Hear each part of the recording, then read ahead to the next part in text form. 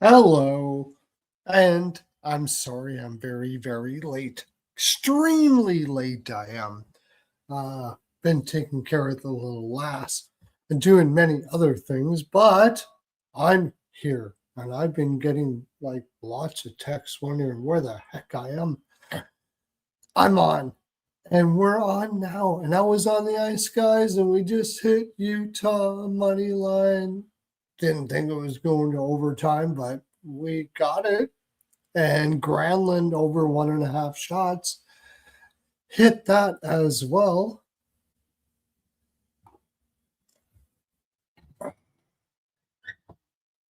Where the heck is my phone? Just one sec. Pretty sure Exotic will be on tonight. Hello, everybody. Thanks for coming in.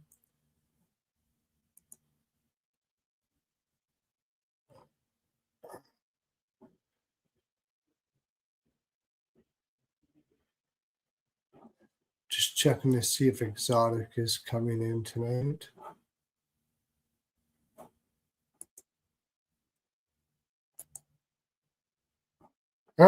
Can't see if he's coming in at all. Thank you very much for coming in. My God, where the heck did I put my phone? Don't you hate that when you put your phone somewhere and you don't even remember where? Come on.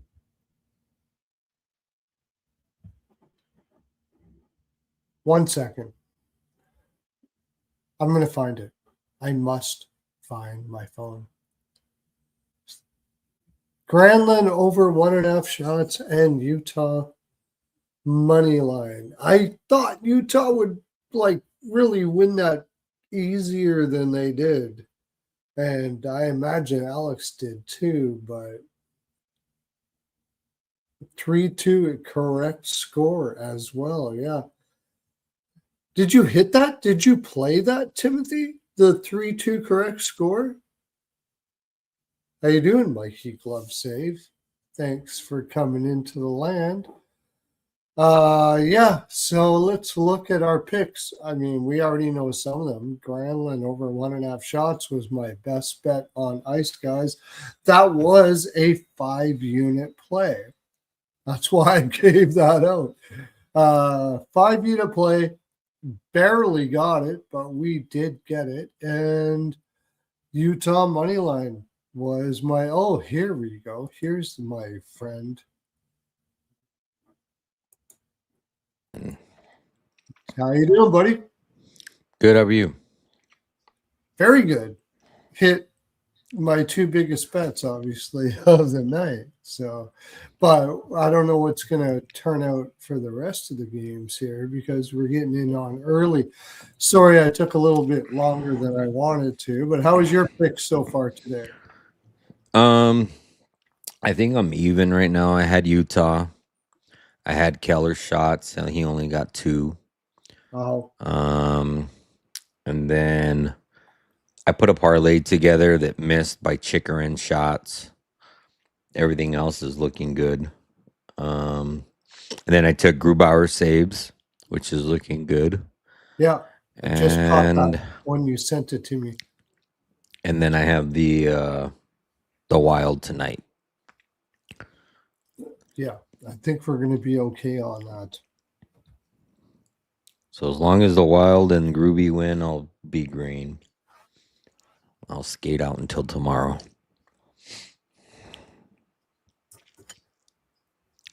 Yeah, we had the Wild last night. Let's look at all the other stuff we had. I mean, some of the things you didn't bet, but still, I think we did pretty good if we would have bet everything last night. Yeah, I never bet the over in the Anaheim game, and I wish I would have. I did. I never took that last night. I was staring at the 6, and then I fell asleep, and I woke up, and I'm like, oh, I gotta bet it, and it was already at 6.5, and then I didn't like it. And then when I saw the goalies confirmed, I'm like, it's probably still gonna happen, but I'm not gonna take it, and I ended up not taking it, and it would have cashed. I took Detroit We talked about that, and now there's 6 minutes in that game. I liked Detroit in that game. I liked the Flames' first period puck line. Got that. Love that play. Almost was my best bet. Obviously, I like the Mammoth. And did we say 3-2 exact score? I don't remember saying that. But one of our friends here said that thank you for the 3-2 exact score. That wasn't me, dude. I don't think we said that. Did we?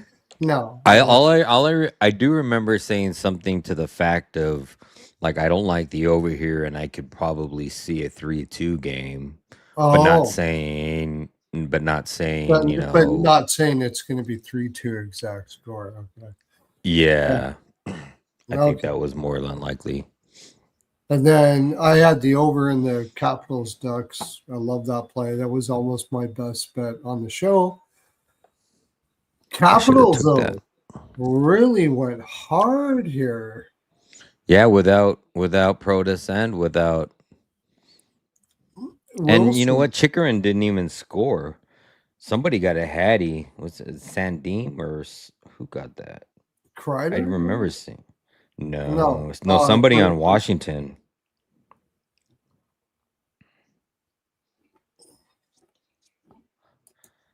Sourdeef? Is that how you say it? Sourdeef? Justin Oh, Sourdeef? sort of got freaking Yeah. hat trick. Yeah. Wow. I mean, he sort I didn't of see that got a hat trick. He sort of got a hat trick. And Ovi had 2 goals. Yeah, Leonard had a goal. 2 goals. Leonard had a goal. Leonard, I think, was one of the.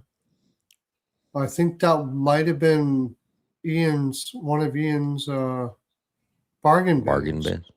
Yeah, I think I took Kraus. I was stuck between Kraus and Carconi, and I went with Kraus and Carconi scored. Yeah, Bastard. and I went with Kraus too, and yeah, that didn't work out. But I got Faber in the next one. Is he actually playing though, Faber? Last I saw he was in the lineup, but that was earlier today. Let me look. Yeah, I gotta find my phone. This is driving me nuts. I hate it when I don't have my phone. I'll be right. All right. Yeah, he's in the lineup.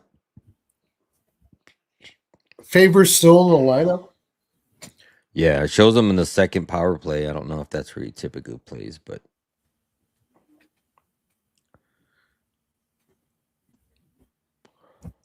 how many minutes do we got before this game starts? Let me see if there's any shot props I like in this last game.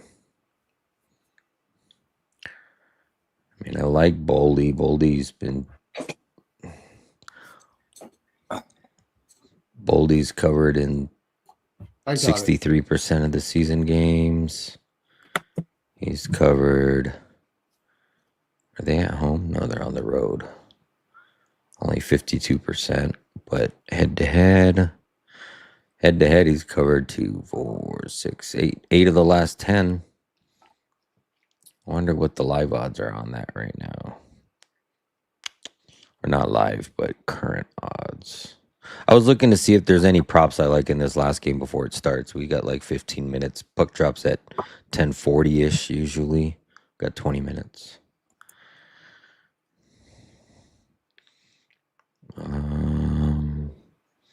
Matt Boldy, where is he at? Oh, why am I looking at the Utah game?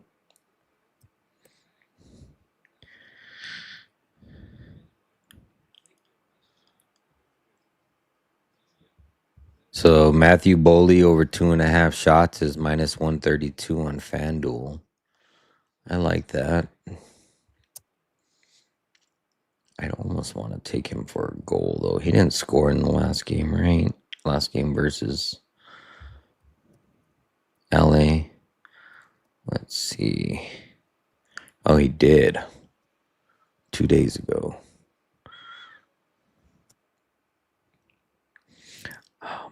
And Kaprizov scored in that game, too, I think. No, he didn't. He scored on the game of the 13th. Boldy did all the shooting in the game 2 days ago. Kaprizov didn't do shit in that game. He had 1 shot on fucking 8 attempts.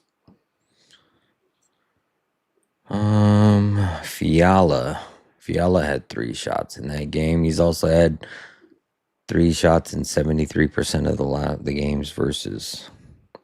Yeah, LA. the hard part the hard part I have here is Minnesota's a good shot suppression team, and so is LA.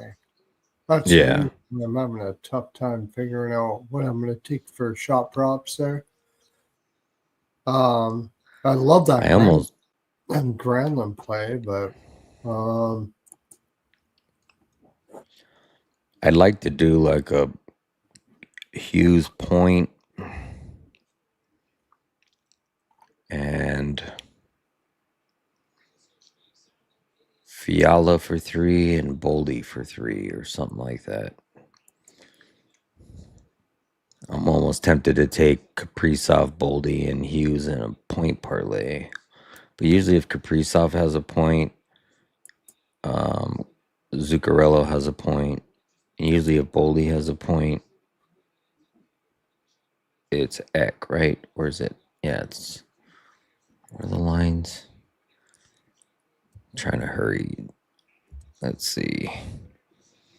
Yeah, Zuccarello and Kaprizov and Eck and Boldy. You're probably just better off just doing a line stack like that. Like do Kaprizov and Zuccarello in a point parlay, and then do Eck and Boldy in a point parlay, and then do one with all 4 of them and add and add Hughes.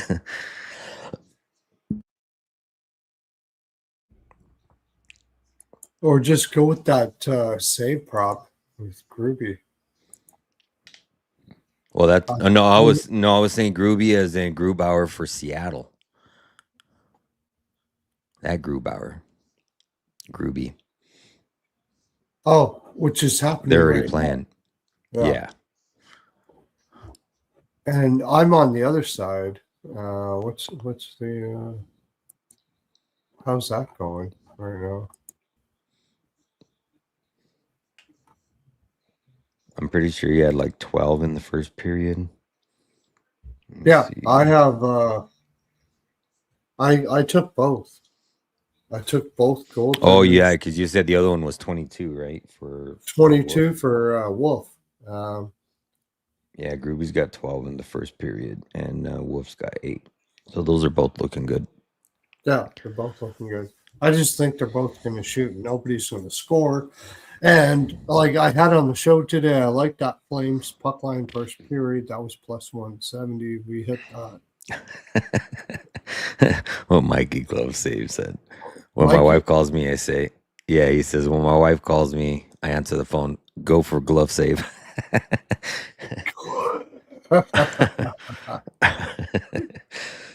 Where was that? In the last comment, YouTube. All right, well, YouTube comment. Yeah, let's see. Does somebody... I already used my boost on FanDuel today. If you're not following Mikey Gloves, if you don't know what you're doing. The guy is such like go follow Mikey Glove Save. He is awesome. So funny. Like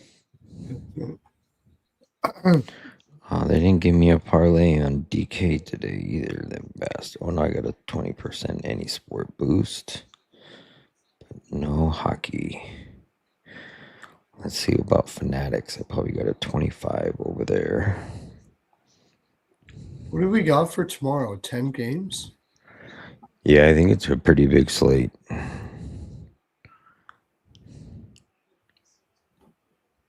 Let's see, do I got a parlay? Oh, I got a 25% boost for Fanatics.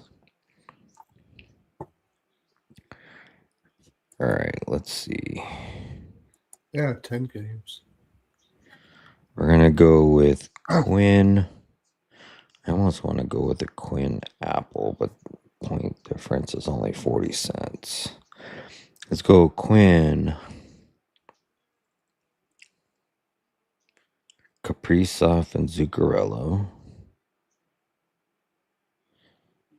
I'm actually going to do the whole damn thing. Boldy. All right, so I got Quinn, Boldy, Kaprizov, Eck, and Zuccarello. And then we're going to take on shot props. We're going to take...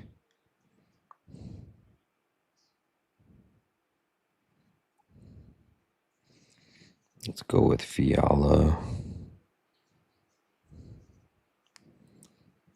and Boldy.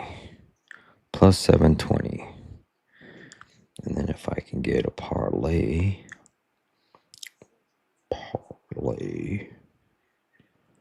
Let's go a half a unit.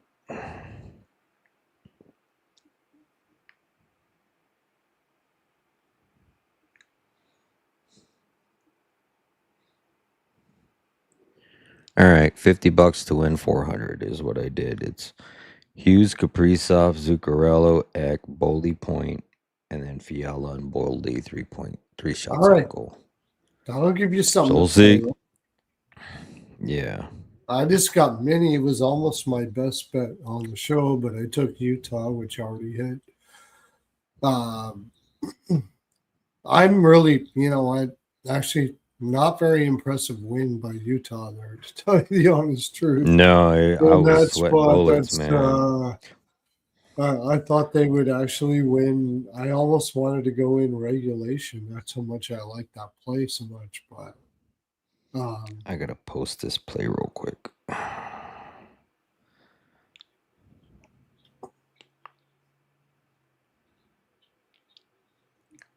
tomorrow's an interesting start.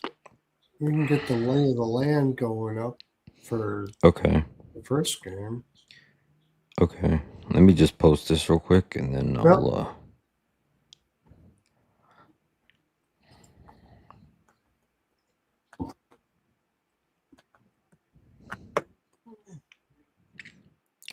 plus 900.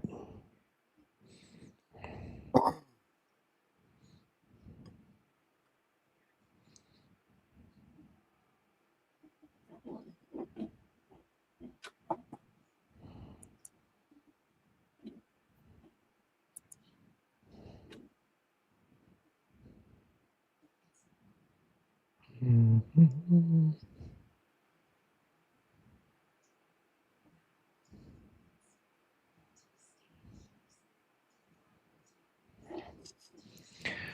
All right. As you would say, share this to the land. And you know what? I didn't Hymes body lube yet. I did not celebrate the Hymes yet today. I cannot believe that. I just got a message from Dirk from Jaime saying, you didn't even, okay. So Jaime's body lube, it's the best there. I said it. I've never felt this way before. Thank you, Mr. Nylander. So we're going to get, yeah. That was the right one. No, I like the one before. That was good. So Ben Sherrod messaged me today, actually. It's funny. Yeah, we didn't get out his 2 vats for the week.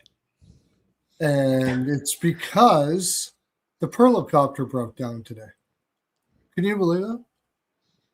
Pearlo broke down today. Wow. Yeah, I can't believe it.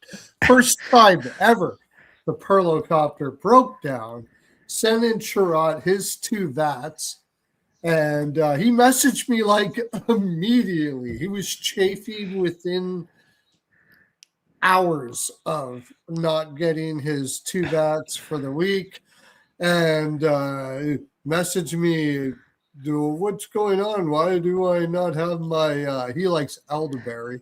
Why do I not have my elderberry?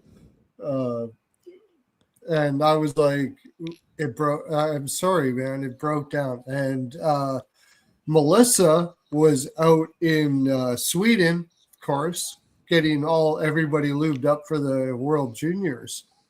and I couldn't get her over there fast enough. So things happen.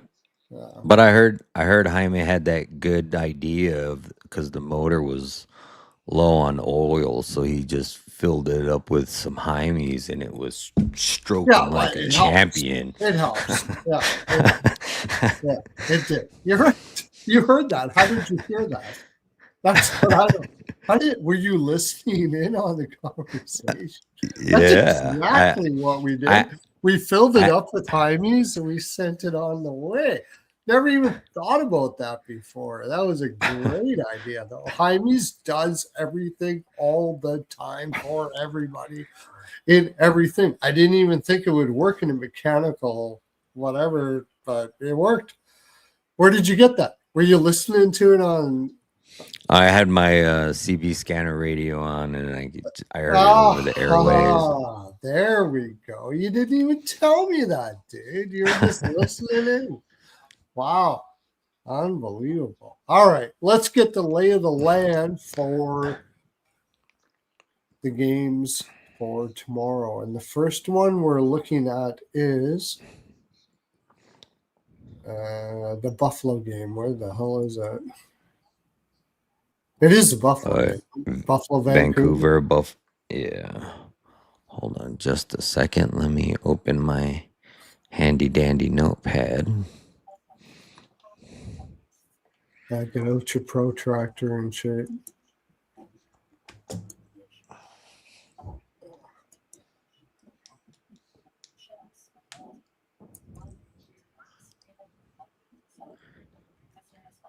All right. Tomorrow is January 6th. Wow, already Yes. 6 days into the year. No doubt, eh? It's not ever fast.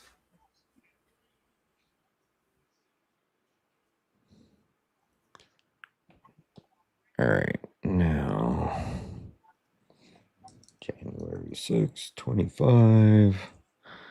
Vancouver at Buffalo.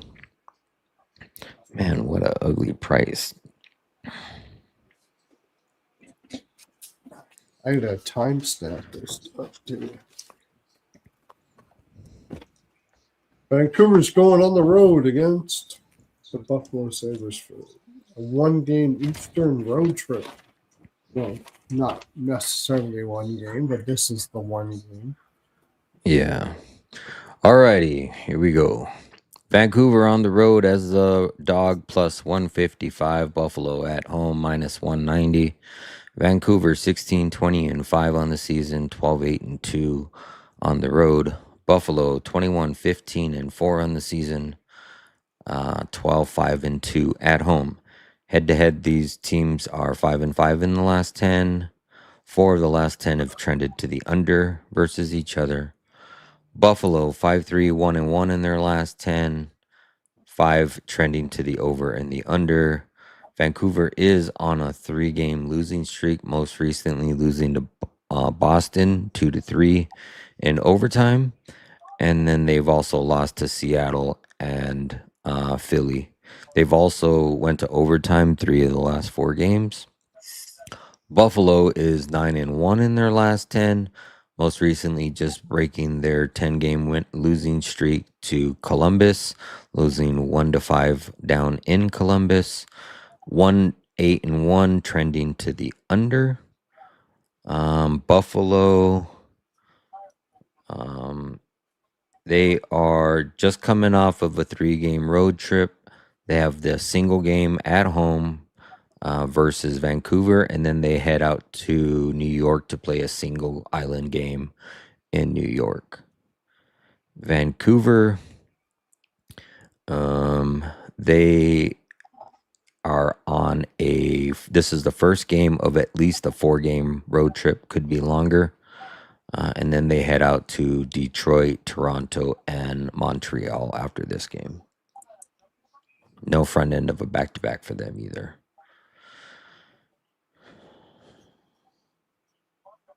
Yeah. Imagine Buffalo minus 185. Yeah, that's what I said. It's an ugly price because my first instinct is to bet Buffalo. I know they're just coming off of that road trip, but it was a short road trip. It was only 3 games, and they've already broken the losing streak last game. I almost want to say they can have a bounce back spot here, but I'm not playing a minus 185, and I'm not trusting them in reg.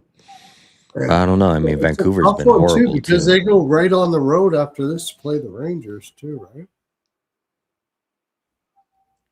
Buffalo, One, yep, yeah, right. yeah, They get a day one, off and then they one play. game at home. You know what?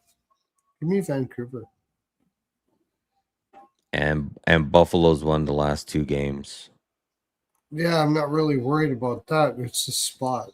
The spot says Yeah. Vancouver here. I mean, you just broke a long losing streak. You go home for one game after a long road trip. This is a terrible spot for not a super long road trip they played, but they went out west. They played St. Louis, Dallas, won those two, then kind of let the foot off the gas, and that's what we thought they may do. And now they're going to play Vancouver, who was coming off like 3 losses in a row. Lots of OT stuff here. Yeah. I don't mind the draw. I don't mind the draw here. A lot of 3-2 games in this historically too. Well, I mean, I say a lot, but 3 of the last 4 have been 3-2. 4 of the last 10. It's kind of what it feels like here too, like a 3-2. But I'm going to take the draw is what 320 plus. I'm going to take dog and draw here. Plus 154. Mm-hmm.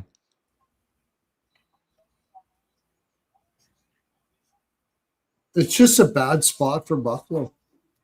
Coming home for one, playing against a nondescript team you don't really care about all that much, or probably don't care about all that much. They might be able to get up for this one, but I'm not playing them at minus 185. And I think there's enough reason to take the plus 154 with the Canucks here. I do. I do. I think there could be a lot of prop stuff, though. You see prop stuff? I haven't looked at that yet. I was looking at goalies. It's probably going to be Demko and UPL.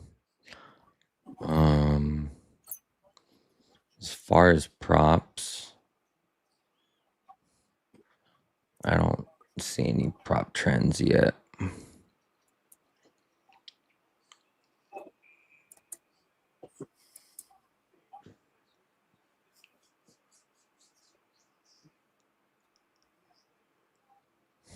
Well, take reach around Krebs. Let's do it.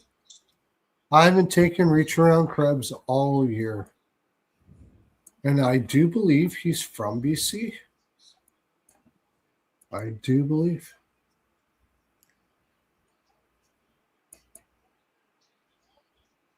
He's from Calgary. Even better. Even better. Ruby's got Calgary, 15 saves. they hate Vancouver. Like,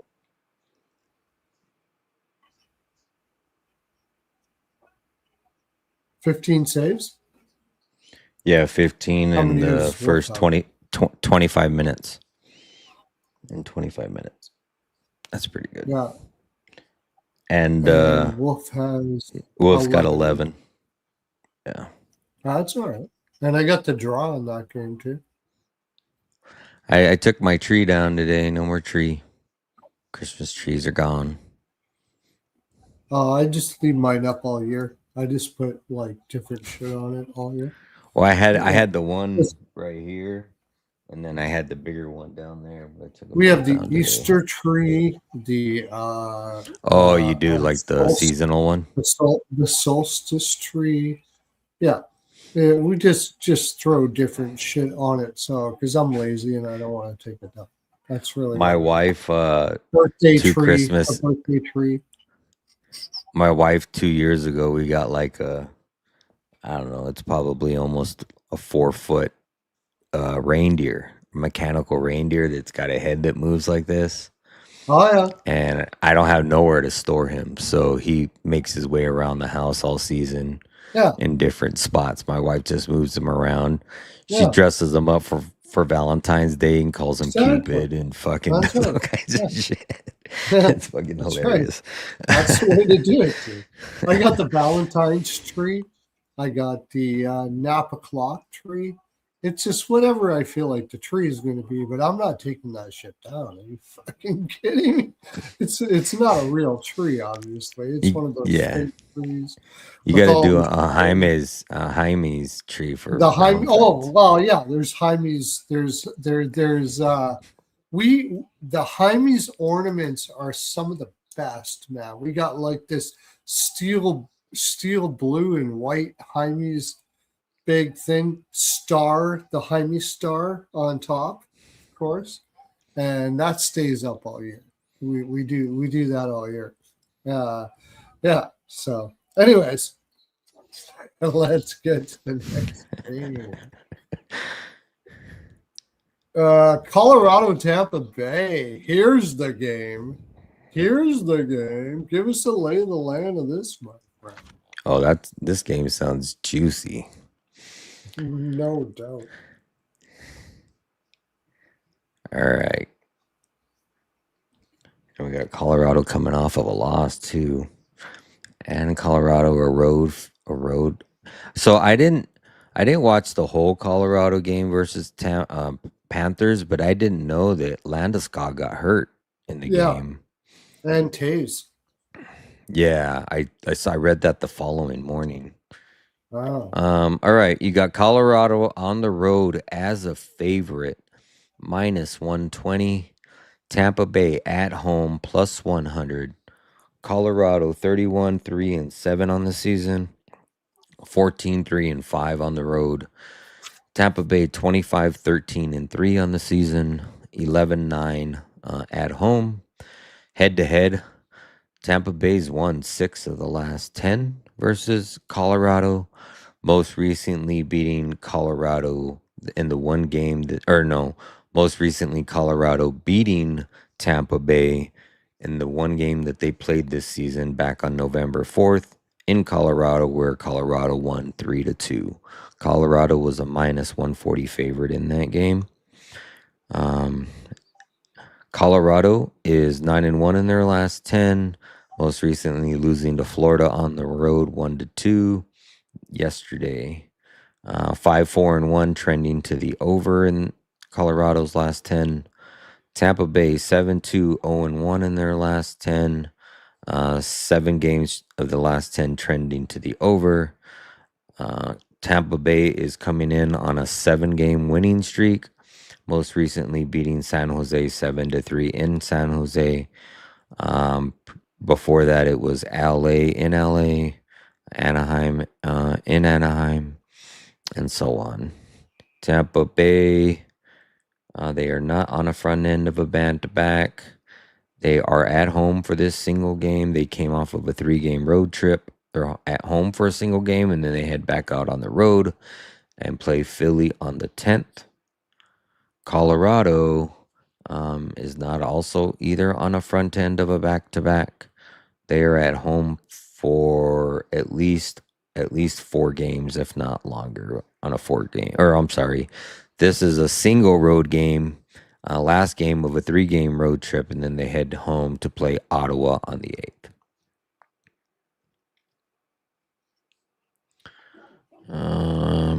I would assume it's probably going to be Vasilevsky and Wedgwood. Wedgwood. Yeah. It's a pretty interesting game right here. Mm-hmm. Injury wise, there's Landeskog is out. Is Taze is going to be out for at least a week and a half.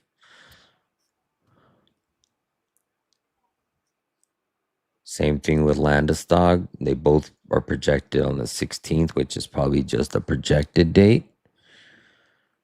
And Hedman is still going to be out until the beginning of February. So the lineups are pretty much settled.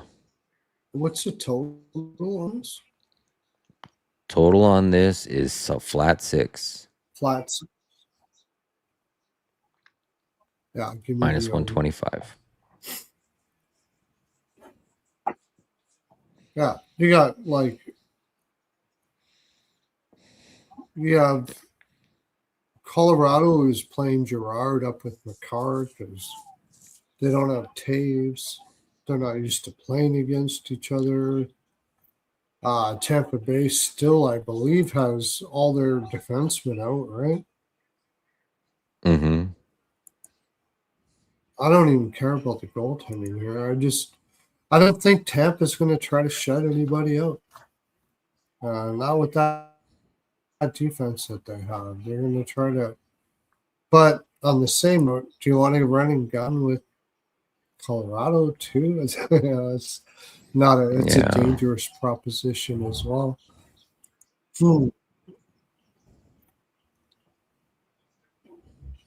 I still say that.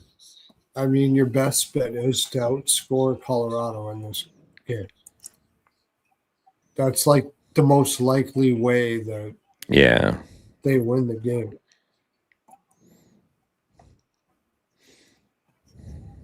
And this is in Colorado too, right? No, it's in Tampa. Lost it's in Tampa. They're on the road. It's in Tampa. Right. And they're just coming off that Florida game. Oh man, oh man, oh man, oh man. This is a tough game. This is a tough game. Tampa's going to play hard in their own barn. And other than Colorado's 4-game losing streak at the beginning of the season, or somewhat at the beginning of the season, when was that? That was October 21st through the 26th. They haven't lost back-to-back games. Yeah. Oh, Colorado, you mean? Yeah. Yeah. I know. They're a fire wagon, freaking unbelievable team. And it's, even though I had Florida to win that last game. And most recently, the losses right after pretty big wins. 3-4 loss, had a 6-2 win. Well, this one was a 3-2 win, but 3-2 loss, 7-2 win. Man, I don't know. I mean, Tampa Bay's playing good too. That's the thing. Even without those defensemen. They beat Florida 4-2. Florida just beat Colorado. I know it was a bad spot for Colorado on a back-to-back.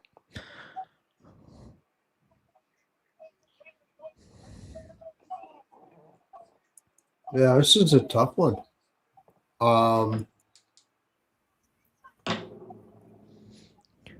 It's hard to take Colorado to win, to lose 2 in a row. That's the hard part here. That's the hard part, yeah. It's the hard part. You want to take Tampa Bay, but then on the same note, it's pretty hard to take. You remember when was that?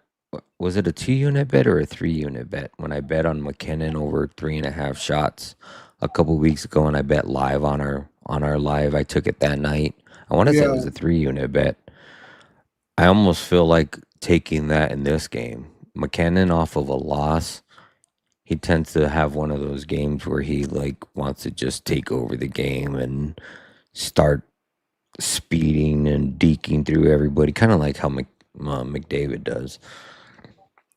Oh, it's +4, +125 on 4.5. That's not. No, I don't want to do that. Never mind. I just like the over. I don't think this is no. I think this is an over. Over 6. Just give me the over 6. Wedgwood. How long has Wedgwood been playing now? Because they have how many games in a row? It's not too long, is it? No, it's only this third game in, but it's the 6th, right? So if they're going to play Wedgwood, he's played 3 games in 4 nights. It looks like Utah just traded Huso Velamaki to the Carolina Panthers, or the Carolina Hurricanes. For who? It says for an exchange of future considerations. Oh, okay. So Velamaki's been assigned to the American League's Chicago Wolves. So it looks like he's going down to play with them. Guy doesn't have enough. Can't stay not injured. Hey, nobody wants to say it, but when a player can't stay off the injured reserve, it usually means he's not in a NHL level athletic shape. And if I remember in Calgary, that was kind of the deal. But this will be 3 games in 4 nights for Wedgwood as a goaltender, coming off of Florida and Carolina, and now you're playing Tampa Bay. Like, seriously, you're not putting Minor in here? I'll take Tampa Bay here. It's too much for any goaltender to be playing 3 games in 4 nights if they're going to go back to Wedgwood, and if they're not, it's going to be Minor against Vasilevsky. I think this is just too much for. I don't care. Like, I love. It's hard to bet against Colorado, but I have no choice but to take Tampa Bay here in this spot. If Colorado wins it, they win it. But this is a terrible scheduling spot for Colorado. Terrible. They're coming off a huge game against Florida. They're so far ahead of everybody. Like, this seems like a flat spot all day. Give me Tampa Bay.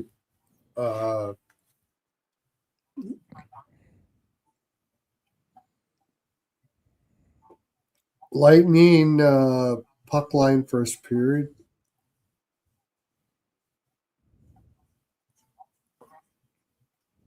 That should give you a pretty good price. Plus 105. That's a reverse puck line. Think that's like plus 180. And money line first period.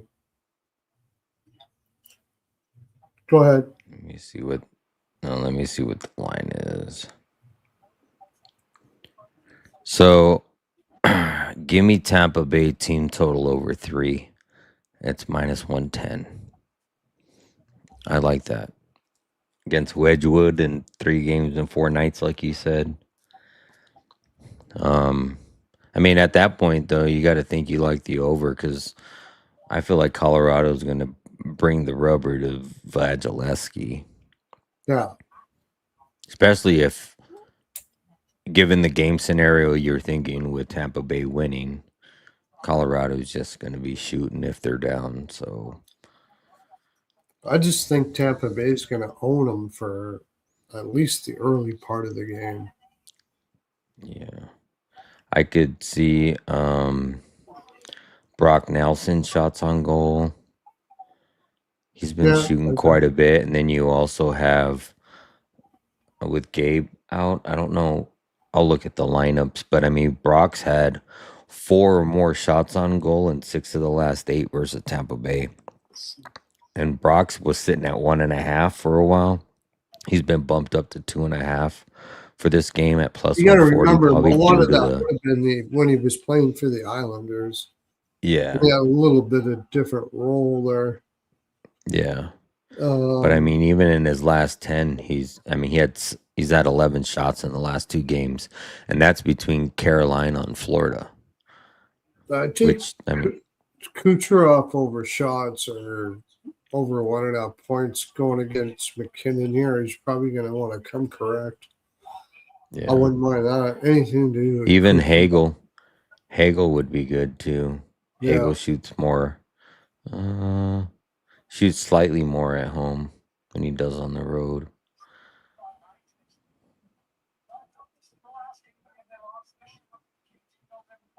Kucherov minus over 2.5 is minus 140.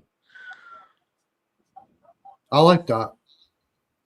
Kucherov over shots. I don't even mind the minus 140 there. Yeah, JD, I love Vasi saves too. I could Might as see well just say Colorado Kucherov bringing it. over 1.5 points. You're probably getting plus 100 for that. I like that team total over 3. I think Tampa Bay can get to 3, at least 3. If anything, get out of there with a push, but maybe 3 and an open netter.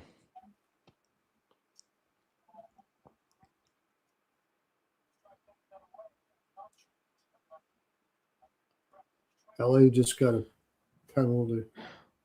We need one more save for Gruby. Well, we should get that. Oh yeah, there's 25 minutes left.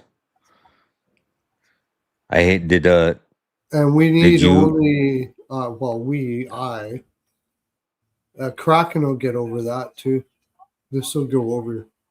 And we got I got the 16. draw in this game, so and I had Flames puck line first period, which hit, so loving it. Loving it. Did you look at Shesterkin saves at all? No, but I did take Kemper. I was wondering I because took Kemper.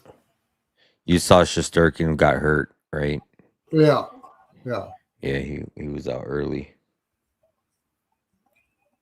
Which is even crazier that Utah just barely won that game, but I'm glad I got it. Yeah. And I saw the injury, but I didn't see it in detail. I was driving home from work and had the game on my phone, but I want to say, I don't remember who drove to the net. I want to say it was Kraus or somebody, but it looked like he stopped short of Shesterkin, but the way Shesterkin was bracing, twisted his knee weird or something. At least that's what it looked like to me. All right, we got Gruby saves. He's got 27. 27. He's probably going to have, I bet you he's going to have about 36. Somewhere around there. Yeah. 38, somewhere in that neighborhood. That was a nice bet. And I mentioned that on the show to take whatever Seattle. I wanted to take goalie was in. Best bet, but there was no confirmation on the goaltender. That when I texted you, I had just got the left wing lock notification about Grubauer, and then I went to where I use all my prop data, and the line wasn't showing there. And then I went to FanDuel, and FanDuel had it at minus 120. So I was like, all right, let me look on a couple books. So I went to a couple books. One book had minus 127. One book had minus 125. One book had minus 130. So I'm like, all right, I'm going to go back to FanDuel. I went back to FanDuel. It was already at minus 125. It's like, shit. Oh, yeah. It's moving. And it was because it had just got confirmed. So they were just putting out the lines. And what did I tell you that the team total shots on goal were for Calgary? 31.5. That's going to cash in this. That's going to cash in this period. And I took that last night. I forgot all about that. I'm gonna get paid right away. We talked about that last night to take the team overshot or overshots. Yeah. I didn't even get that good of a number. It was 32.5.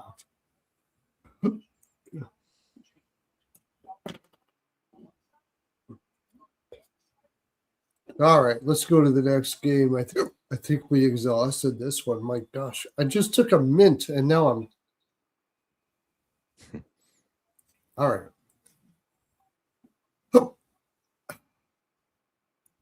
I hate him. Wow, there's only 4 games at 5 o'clock tomorrow. That's good. And one of them are the Dallas Stars In Carolina, versus the Carolina Hurricane. you got Stan Coven playing his old team. I know he's already played them before, but all right, you got Dallas as the dog on the road, plus 110. Carolina at home as the favorite, minus 135. Dallas 25-9-8 on the season, 13-3-5 on the road. Carolina 25-14-3 on the season, 13-8-1 at home. Head to head, these teams are 5-5 in the last 10. Head to head, 4 of the last 10 also trending to the under. Dallas and Carolina have played once this season, back on October 25th in Dallas, where Dallas won that home game 3-2. Dallas 4-3-2-1 in their last 10 games. 6 of the last 10 have trended to the over. Dallas comes in on a 5-game losing streak. 3 of the last 5 going to overtime. Most recently losing to Montreal on the 4th. Also losing to Chicago twice, and Buffalo and Detroit. Carolina 4-5-0-1 in their last 10. 6 of the last 10 have trended to the over. Carolina coming in off of a win in New Jersey on the 4th, where they won 3-1. But prior to that, they had lost 3 straight and also lost 6 of the last 8 prior to that last win, where they've lost to Colorado, Montreal, and Pittsburgh. Carolina, they are not on the front end of a back-to-back. They are at home this is the first game home of a 3-game homestand, where they play Dallas tomorrow, then they play Anaheim, and then they play Seattle. Dallas, they will be playing on the front end of a back-to-back, and they play Washington in Washington right after Carolina. As far as goalies in net, looks like we are going to be expecting Bussy and Ottinger, according to some of the sites. Man, I know Dallas is on a big losing game streak, and they are also on the front end of a back-to-back where they play Washington the following day. If it's Bussy in net, there's no way I can't bet Carolina at home at a minus 135. How do you feel? Well, I mean, Dallas has been really they just won their first one against Jersey on the first game of the road trip. They're going to play. They're going to Anaheim and Seattle after this. Is that right? No, Carolina is. Yeah. Dallas is going to Washington and then San Jose. I know after this. And I mean, even though Carolina's been losing, they've been scoring. They've just been getting outscored. Dallas, on the other hand, I mean, they're in the same boat. The last 4 games, they've only scored 3 goals, but prior to that, they scored 5-8, 5-4. Yeah. Yeah, you're helping me out here because I was leaning the over to begin with. I mean, and I do want to lean the over, but just hearing the 2 goalies makes me want to say under. But if you look at their track record, both of them, they're both scoring and they're both giving up goals, regardless of who's in net. It doesn't matter who's in net. You can get a 6 at minus 120, I see. Let me see. Like Bussy had that one bad game where he gave up 6, right? What did he do after that game? I remember we were talking about him having a bounce back game. I think he gave up. Oh, he only gave up 1 to New Jersey. And he had given up 6 to Montreal. I just started looking at the chat now. Canes have given up 4 plus 15 of the last 17 games. Wow. And Bussy's only given up 3 or more in 3 of his last 10 starts. He's 8-1-1 in his last 10 with a 2.13 goals allowed and a .909 save percentage. Flyers guy says the Stars. He likes the Stars. Dallas 8-1 is a road dog. 5-7 is a road favorite. Dallas is on the front end of a back-to-back. 4-2 in that 8-1 spot. is a road dog. You know what? I kind of like the Stars too. Just feels like a get right spot for the Stars. I thought that was going to be against Montreal too. And Chicago twice.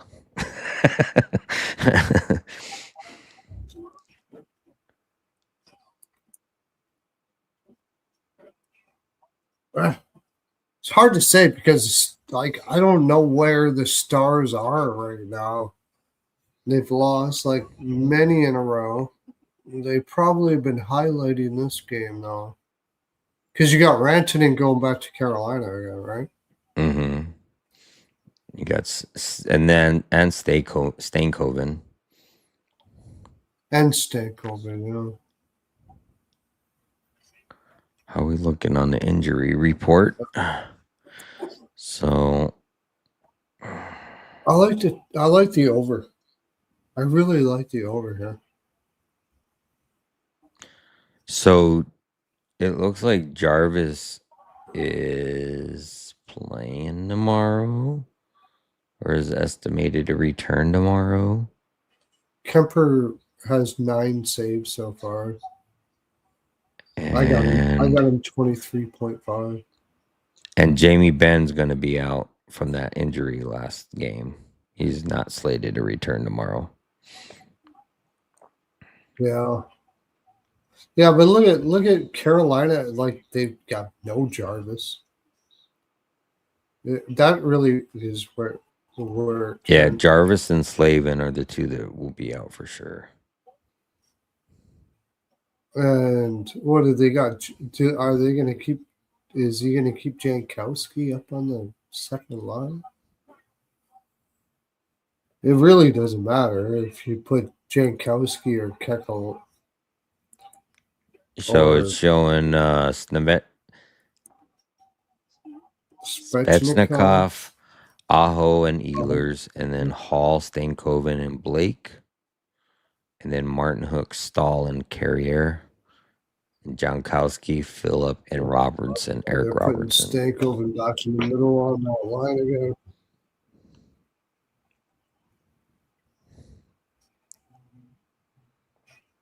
Jankowski goes down. Can't skate. That's a problem with Jankowski. Yeah, JD, I think it's going to be that same matchup again. At least it looks that way. Yeah, give me Dallas.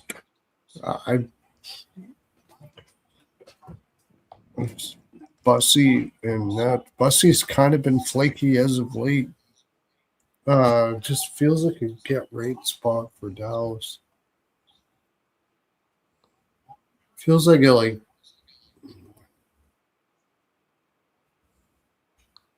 Carolina dominates the game as far as everything analytically speaking, but Dallas ends up winning it like 3-1.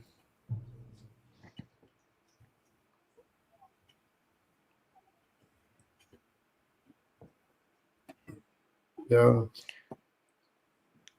0-0 the end of the first for that Wild game. Yeah, I have the Wild, but I got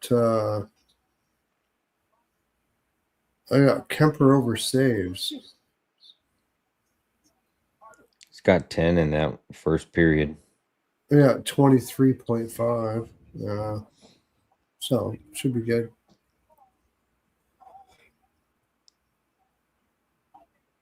Dallas versus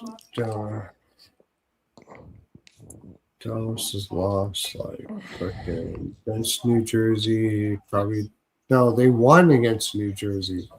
They just broke a losing streak. Yeah, give me Dallas.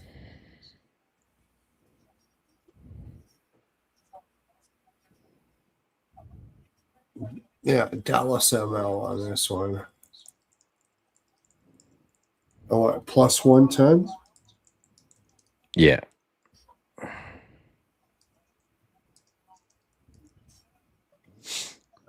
And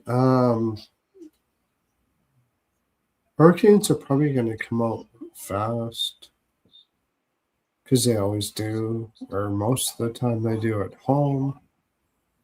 But they're just a completely. I just feel like Dallas has a type of possession game that's going to be tough for Carolina there.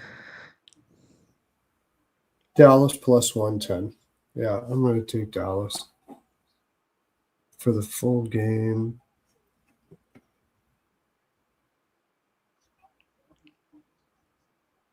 I don't mind the draw.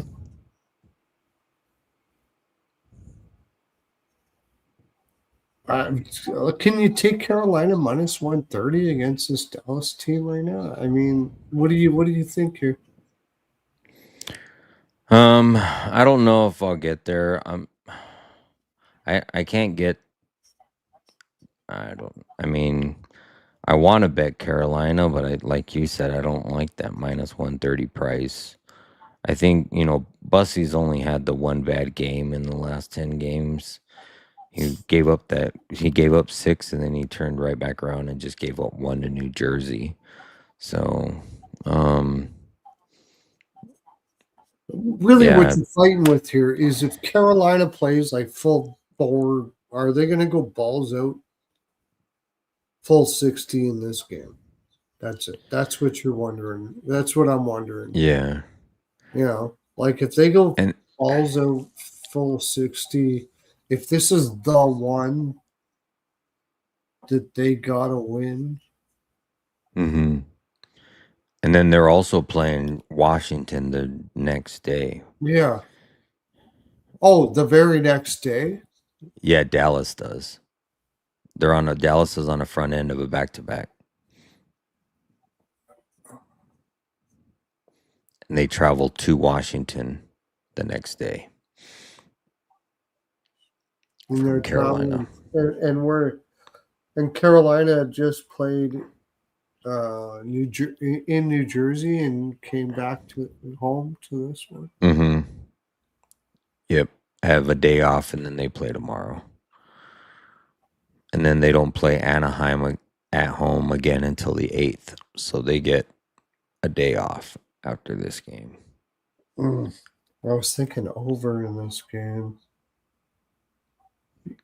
Yeah, I mean, the numbers do say that everything but Bussy. I mean, I know Bussy had that single bad game. But I mean, and Dallas has got good shooters, so that's not to say that he's not going to give up a whole bunch either. But it's just hard to get behind a over 6.5 when it's not even. I mean, you can probably find a flat 6 at a little bit juicy. Minus Um, 125 or something like that. It feels like a but 3-3 kind of like every period is a draw type game.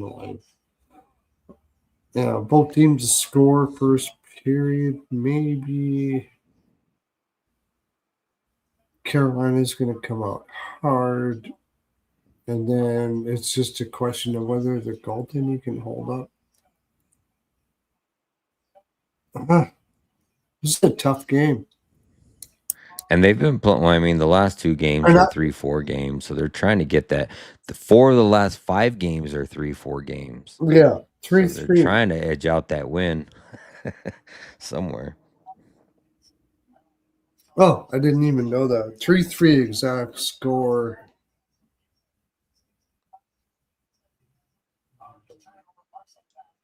So I like the I like the over, but it's gonna be like the weirdest over. It's Hmm. gonna happen in like the third period or something like that, or yeah, Dallas is gonna come out hard, and it could be like 1-1 after the first draw. No It's just, Slavin, no Jarvis, no good. no, yeah, Dallas is also no good right now. So it's like yeah, two no good teams. Yeah, I like the draw I for that could reason. see that. For that reason, like it doesn't matter who gets up or down or whatever.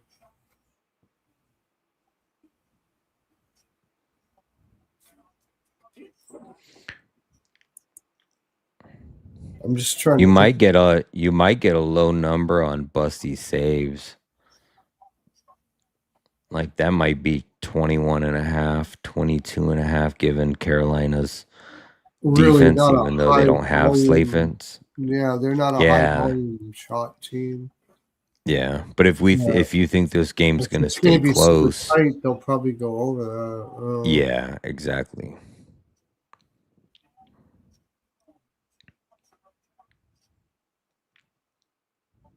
They got Washington, and then they go out to San Jose and LA, and they just went. This is the first game of this road trip, too. This is a weird spot for Dallas, now that I think about it.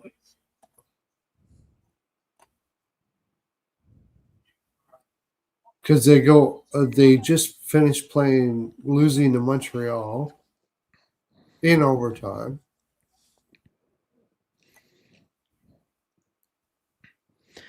Yeah, I think this game's gonna be close.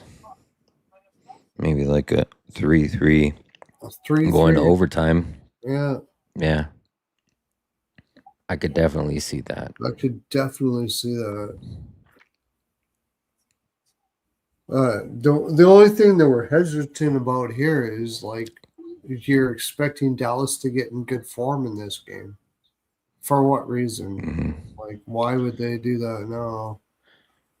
It's also like, do you like lay it all out and try to get this win and then deal with the back to back on the following day? Or is that on your back Yeah. burner too?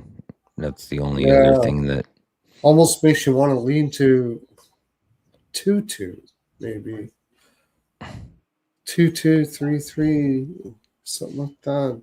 What the and fuck? Dallas goalie tandem has given up 4 goals in their last 5 Yeah. games, 20 total. Yeah. It feels like they get outshot, and Carol and Dallas ends up winning it anyways because they're.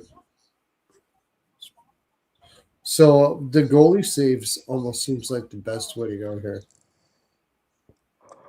for whoever's in for Dallas, which is going to be Ottinger, right? Yeah. But then Rantanen, that whole Rantanen angle, they might be up for this game. Not so much for the Washington game.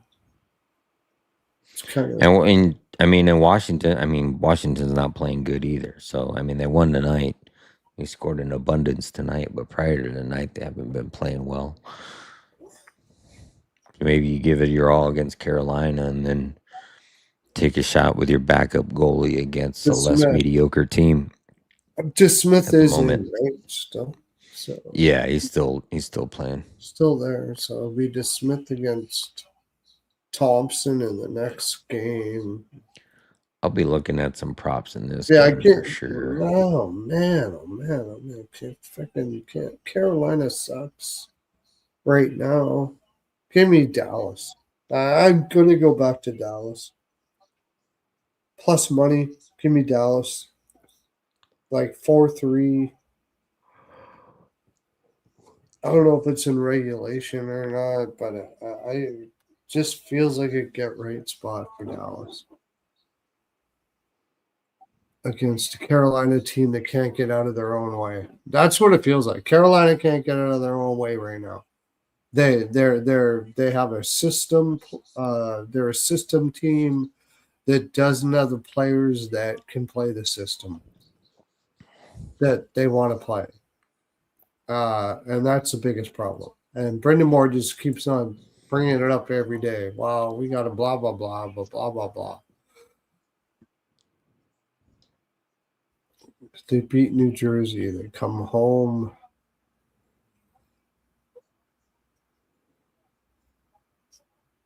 Yeah, I'm taking Dallas.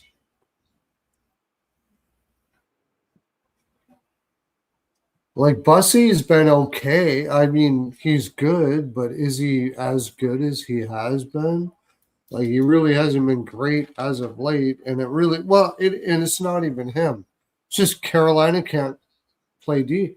No, and as much as they might want to try in this game, I doubt that it's gonna happen. So obviously stars ML, and I agree with Avi. I think that's the play. I think this is the stars play. Draw and dog. After all that shit. Well,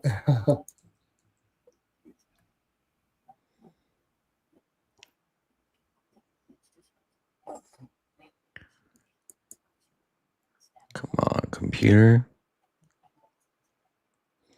What is you doing?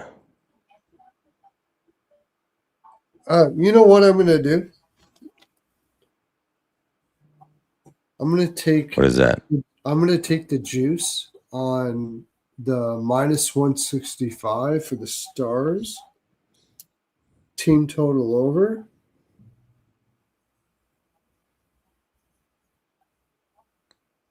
Minus 165. And I'm gonna take over 3 as well. That's what I'm gonna do here. I'm gonna take team total over. And I'm gonna take the over for the game. I think the stars win this like 4-2, maybe 5-2,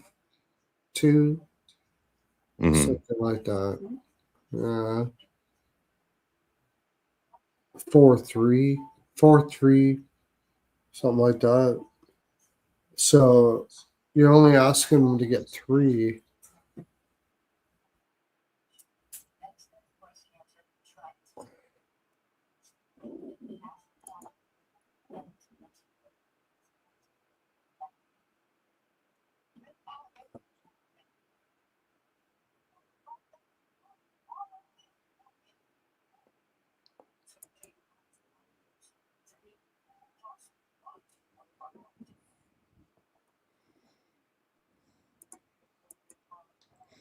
I'm gonna run and go grab a drink real quick. I'll be right back.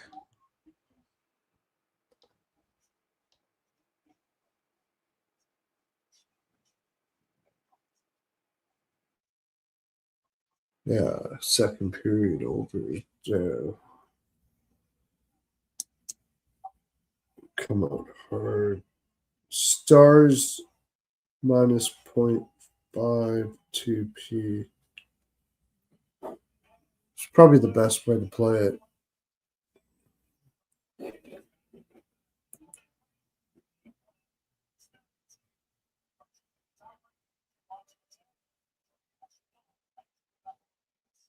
Over 2.5, over 3, team total over.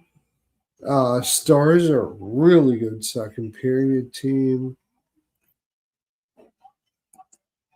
And I think you can get that at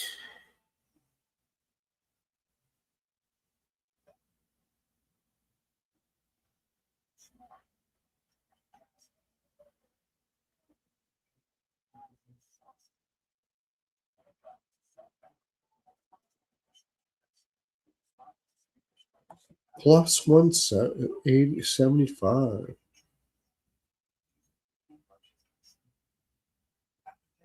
And the money line 2P. So, yeah. Money line 2P is plus 100. Second period.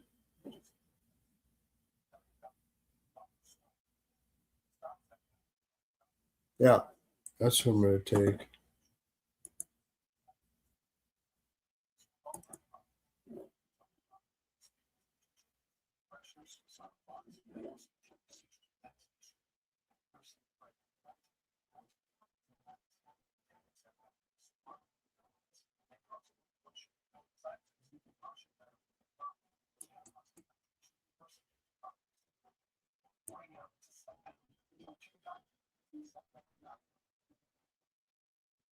Yeah, that's a good point. Rod coaches one way, doesn't adjust. Just gets mad at his players for not playing that same way.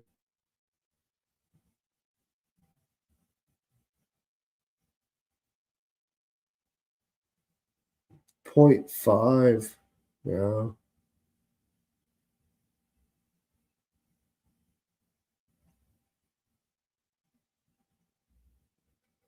Well, I know they want to stop the bleeding. Yeah. I get that. Yeah, this is a Dallas spot for sure. It's just we're going over every angle trying to find a way to take Carolina and we can't.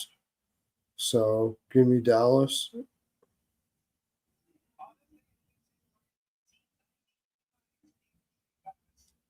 I could see the draw. Yeah.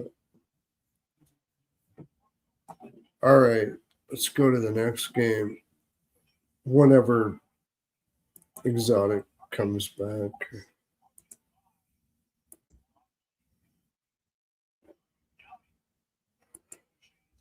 Anaheim, Philly.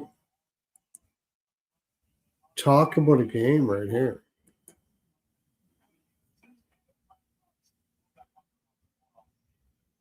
Minus 155 for the Flyers. And you've got Goche going back to Philly again. You got this is quite the game here.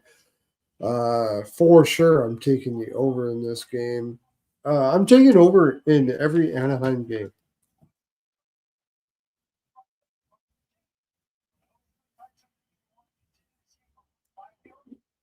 The only problem I have with the over in this one is, talk it's gonna slow this pace down as much as possible.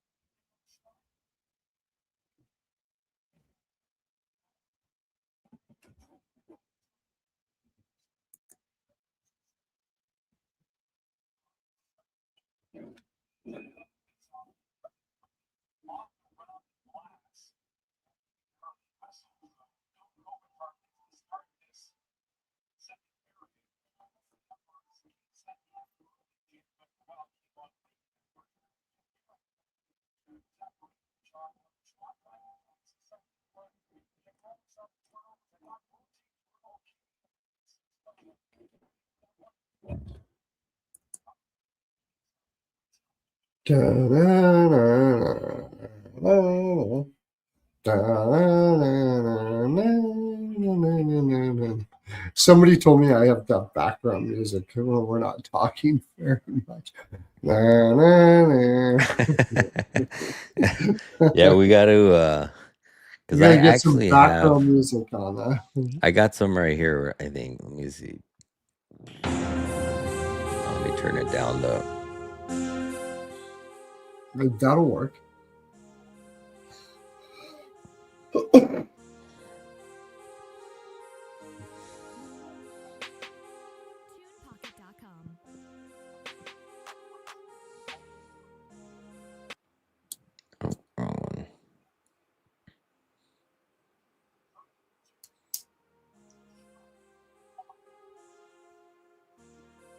So, Ducks and Flyers. Give us a lay of the land whenever Okay. you're ready to do so.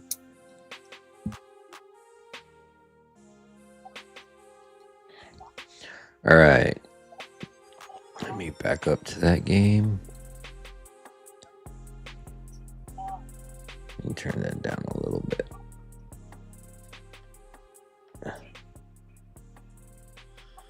All right, we got Anaheim on the road as a dog, plus 125. Philadelphia at home as a favorite, minus 150. Anaheim 21, 18, and 3 on the season, 9, 10, and 2 on the road. Philly 21, 12, and 7 on the season, 11, 5, and 4 at home. Head-to-head, Phillies won 7 of the last 10 games. They have not played this season at all. 4 of the last 10 have trended to the under. Anaheim 2, 6, and 2 in their last 10, coming in on a 5-game losing streak, most recently losing to Washington in Washington back on January the 5th, 4-7. Philadelphia 5-3, 0, and 2 in their last 10. 6 of the last 10 have trended to the over, most recently just beating Edmonton 5-2 in Edmonton. And so Philly is not on the front end of a back-to-back. They just came off of a 5-game road trip, and this is their first game home. And they are going to be home at least 4 or more games. They play Toronto on the 8th, and then they have back-to-back games against Tampa Bay at home. Anaheim, they are not on the front end of a back-to-back either. And they are on a second game of a 4-game road trip, and they play Carolina and Buffalo next. Yeah, Ducks. I should have Duck spot all day. Philadelphia coming off that road trip, and they got Toronto coming up after that. And they had that big win against Edmonton. Yeah. Coming in fat.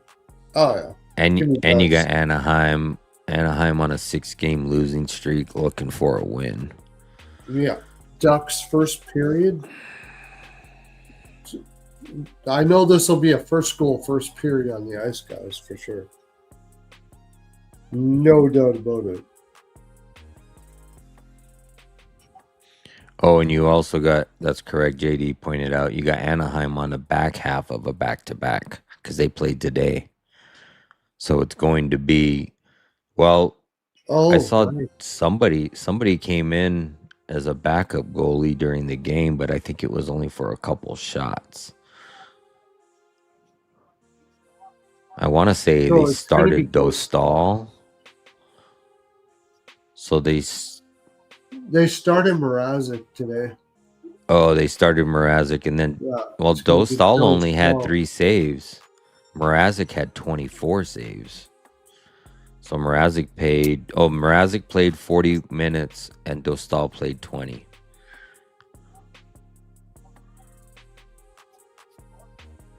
It'll be Dostal here. So it's gonna be Dostal. It doesn't matter.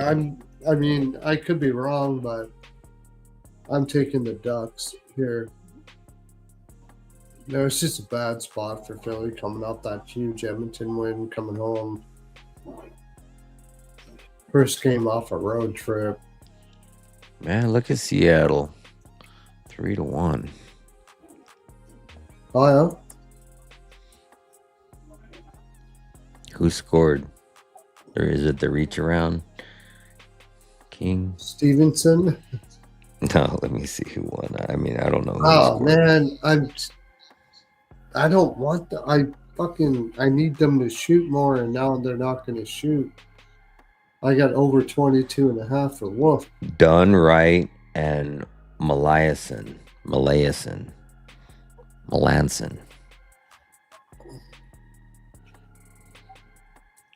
Dunn, Kako, and Larson. No, it says Melanson. Melanson. Melanson. Jacob Melanson. Melancon. Bro, he's promoted from the NHL. Well, that was a month ago. AHL.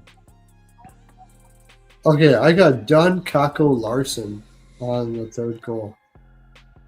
Oh, you do? Oh, Jacob for to score. Melanson. Melanson. Yeah. Samsonite. I was way off. How the fuck am I gonna? I need. Don't do this to me, man. Come on. He's like, I'm not getting this. 13 minutes left. You're up 3-1. I need 3 saves. 3 saves in 13 minutes. Oh, from Wolf. Yeah. I got both goalies. Oh, that's right. Yeah.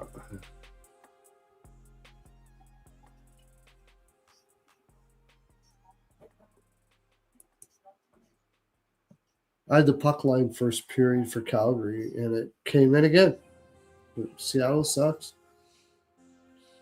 Come on, Minnesota. How'd you not score right there? Yeah, that was pretty damn close. He had that defenseman just like laid out. Like he could easily just toss that puck over his ass. So I'm taking the Ducks. Kind of like Ducks. Yeah. Ducks first period, first goal, first period, of course, is going to be probably the only play that Ian and Alex make on this game.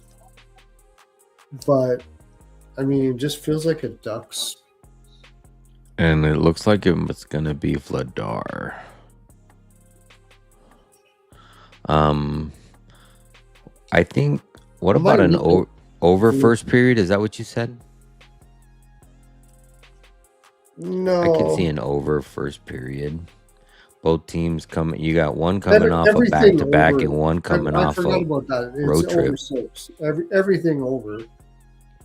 Everything over, yeah. First period, whatever. I mean, as long as it's an Anaheim game, I'm going to play everything over. There's no doubt about that. But I don't mind Vladar over saves.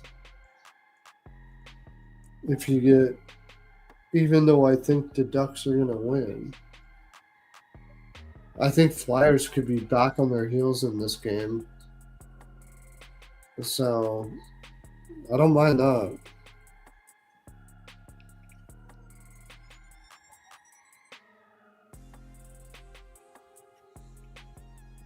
$15 shots. First period overs 3 of the last 4 head to head, but it wasn't both teams to score. 3 of the last 4, a team had scored 2 goals in the first period 3 times. I'm gonna watch that Seattle game.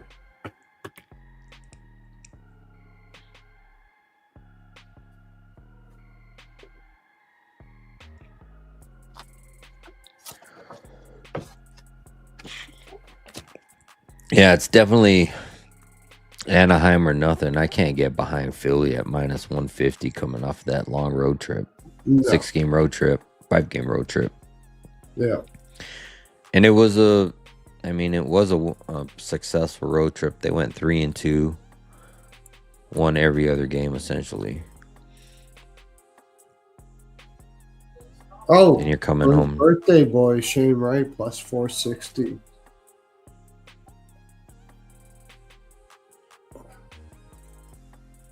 Come on, Seattle, shoot some fucking. Just from the blue line, anything. Just fucking. Yeah, put a couple floaters in there. It's gonna be a grind to get over the saves.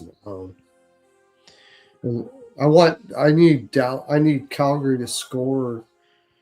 Hopefully, you'll get some aggressive play from Calgary where they end up committing a penalty. Yeah, I hope so. Yeah. And then you'll get 2 minutes of chances.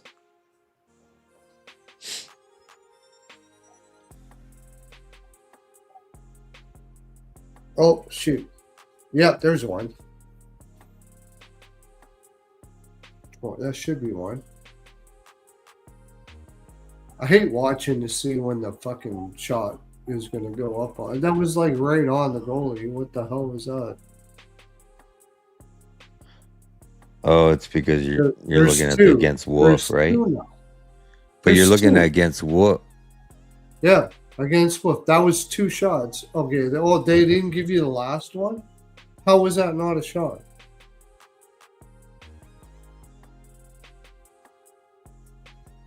Oh yeah, that was a shot for sure. The first one? Well, no doubt about it. Complete shot. This one is a shot. The one he comes in. That's no doubt about it. They can't even try to pretend that was a shot. But the one before that was a shot. It wasn't going. There was a game.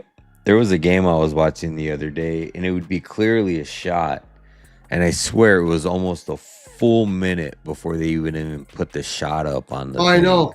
Yeah. And then I'm like, and then the ones that are questionable, they put up immediately and then take down during fucking intermission. Yeah, exactly. Not even the next minute. Yeah. But the other ones, they got to get out the protractors and fucking whatever the hell they're doing. Yeah, that pisses me off when somebody gets a shot like in the first 5 minutes. Figure out it's going to go off. They'll get a shot in the first 5 minutes, and then it won't come off the board for the whole rest of the period. And then during intermission, it fucking comes off. Yeah. And I'm like,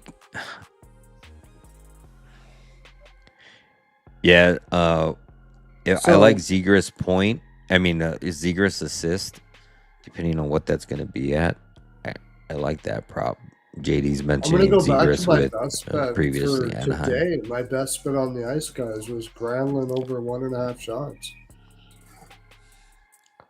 It's just a great bet when he's in the top 6. He goes over all the time. I had to sweat it a bit, but he got it.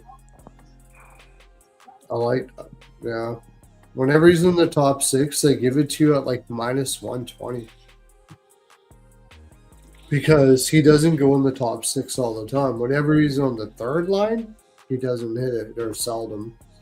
But as soon as he gets up on the top 6, he usually shoots at least 2. So it looks like Zegras points going to be assist is going to be plus 120.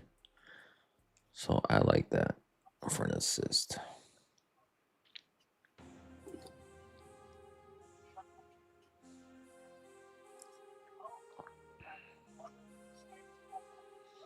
So I only need 2 shots, right?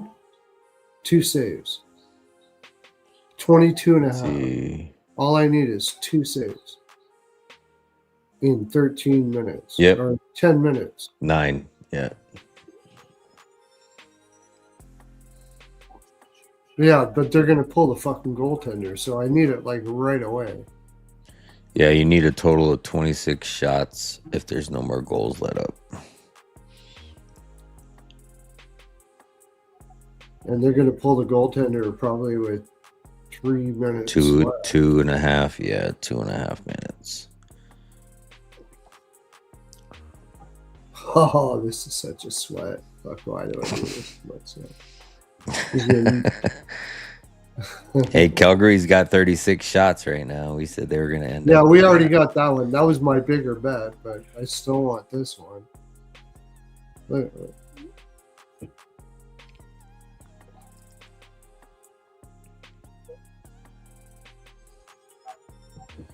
All right, let's go to the next game. If I can not fucking sit here sweating shit out.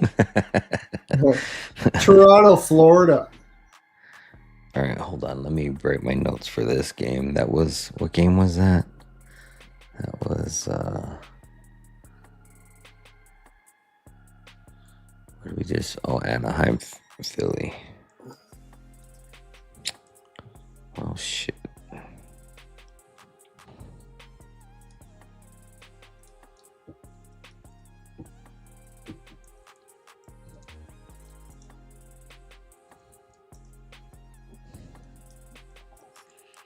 Zegras apple.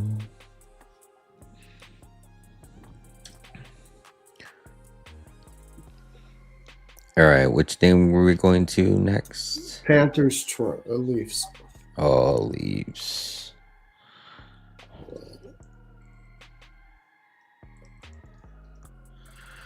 All right, we got Florida as a road favorite, minus 125. Toronto, home dog, plus 105. Florida, 22-16-3 on the season, 8-7 on the road. Toronto, 19-15-7 on the season, 14-5-5 at home.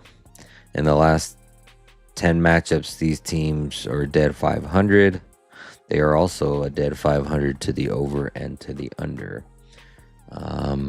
They have played once this season down in Florida, where Toronto won 4-1.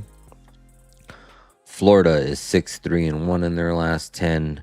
7 of the last 10 games have trended to the over. Florida coming off of a big win at home versus Colorado, 2-1. Toronto, they are coming off of a loss to the Isles in overtime, 3-4 back on January the 3rd. Toronto is not on the front end of a back-to-back. They are at home for a single game and then head out to Philly for a single road game.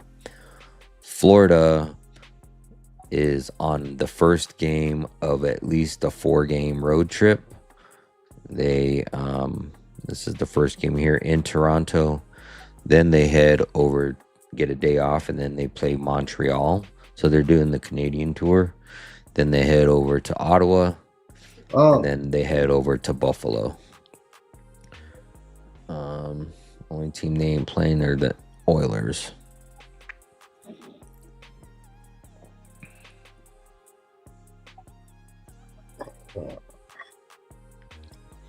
So it's a revenge game for Florida, losing to them earlier about a month ago.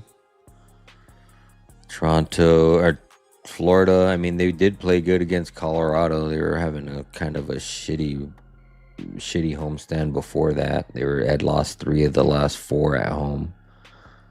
Toronto, they've turned things around. They beat Pittsburgh, Ottawa, lost to Detroit in overtime, beat New Jersey, shut out New Jersey, beat Winnipeg. That's not saying much.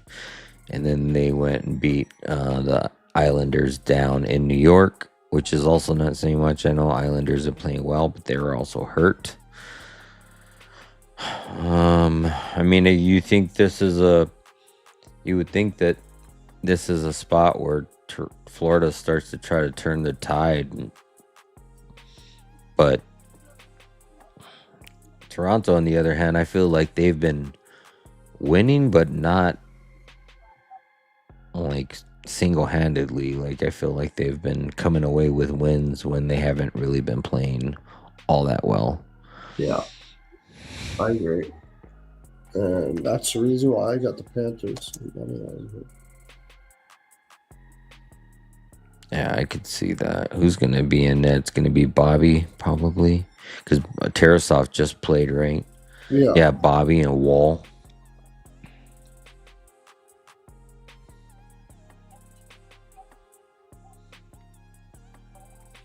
Yeah, it looks like it's going to be, or at least all 3 different sites are showing Bobby and Wall. Christ, he didn't get a shot on that. You need one, right? You just need one shot? Yeah, he was shows you just need one. And he freaking just went wide on it. Son of a bitch. Can't believe I'm sweating this shit. I just need one more shot. One more shot before they fucking pull the goaltender. Oh, fuck. He just got an icing. So it's coming back down to the Calgary zone. Yeah. Okay, good. Jesus Christ. I just like the Panthers. Total could go either way. I don't mind the draw on here. Like Toronto coming off that. Wool is boarding the struggle bus. Oh yeah. So it's also sitting at the front of the bus. And it's probably a fucking short bus. Shoot, motherfucker. Shoot. Oh.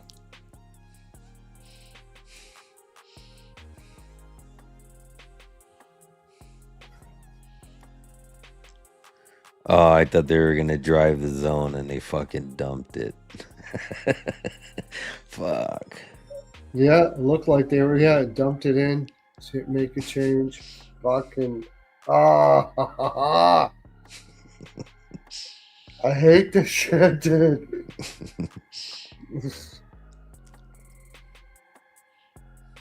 Oh, let's see. You gonna get it here? Get it. Oh, is that a save? Was that a save? I think it was a save. He did his little foot chop dance, but it may have went over the I net. don't know. Fuck. I think he just missed the net. Yeah, I think it went right over the top. We'll see when it comes back from commercial, whether it says 25 or 26.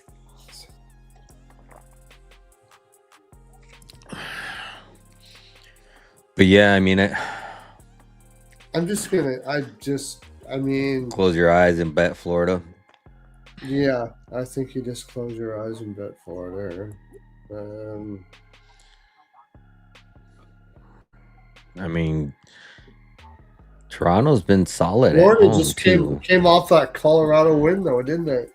Yeah, they're just coming out, and before that, they had lost 3 or 4 at home. That's what's bothering me. But on the other hand, I feel like I was just saying with Toronto, like I feel like they're winning, but they're not playing well. No, they're not winning. They're not winning good. Yeah.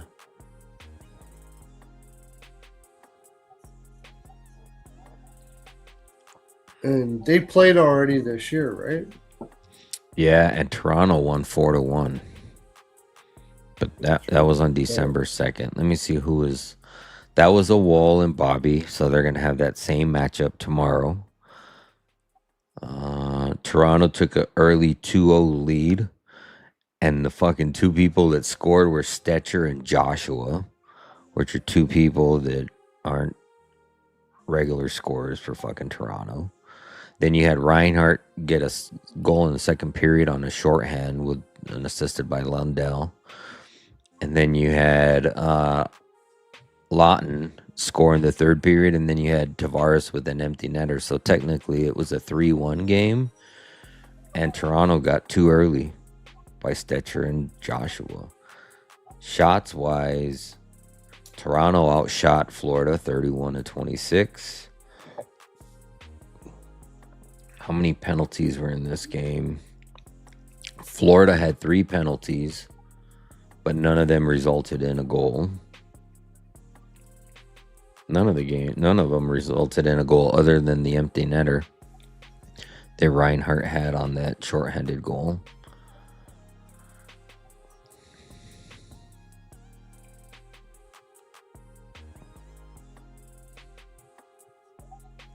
Matthews, OEL had the most shots in that game with 4 and 5. Marchand had 3 shots in that game. Everybody has less than that. Yeah, I like the Panthers. I don't know. Yeah, I mean anything on the total. 2 of the Leafs' last 3 wins gave up 5 goals. Toronto is 2-2. What's the total at? It's a flat 6. 5.5 flat 6. Yeah, you can get 5.5 at -135. And they are 5-5 to the over. In the last 10 head-to-head. Last game was 4-1.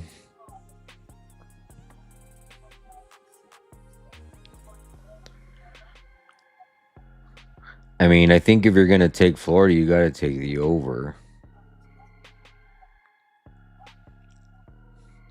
Toronto, somebody just said Toronto is 2 of the last Leafs 3 games, they gave up 5 goals.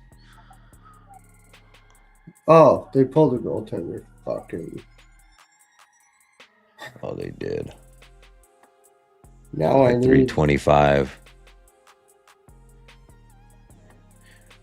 Maybe you'll need luck out and I get need the an empty early netter. goal I need the empty netter now. or an early goal. Or an early goal, yeah. But especially the empty netter. Yeah.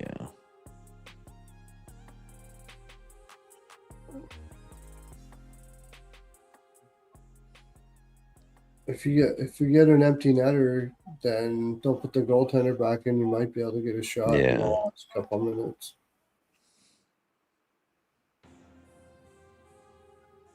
No, even the early goal won't matter because they're gonna still keep the goaltender out. No, fuck.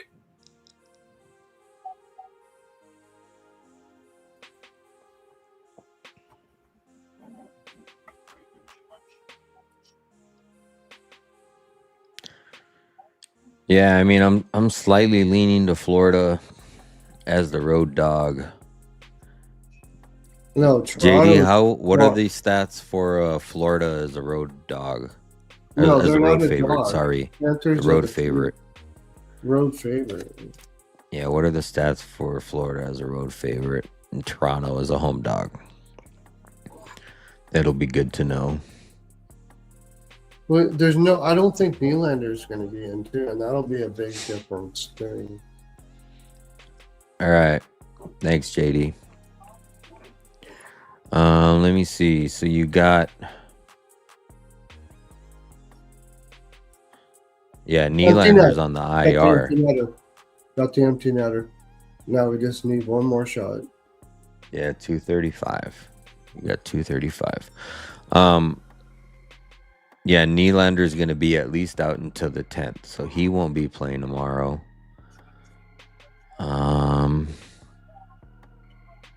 You also have Jake McCade out. He's going to be out until the 12th. That's a defender. And then you got Seth Jones out on Florida side. And he's going to be out to the end of the month. Everybody else is long-term. So you're going to be missing a defenseman on Florida side, and McCabe, a defenseman, and Nylander on the offensive side for Toronto. Well, I mean, I know Nylander hasn't been doing much, but I know he's more so you're missing the line part. There it is. 2 shots. Oh, yeah, you got 28. Got it. Fucking A. 23. Oh, and they scored on him. Yeah, 1 shot and then the rebound. And there it is. Fucking A. Now we can continue on.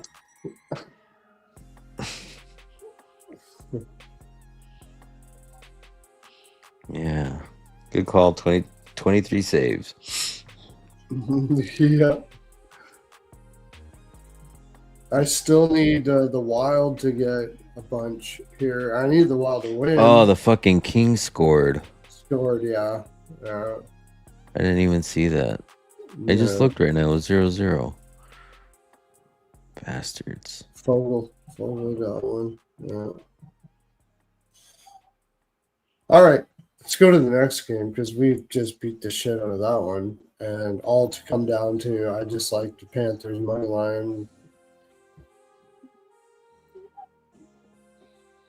So Florida is 4-4 as a road favorite.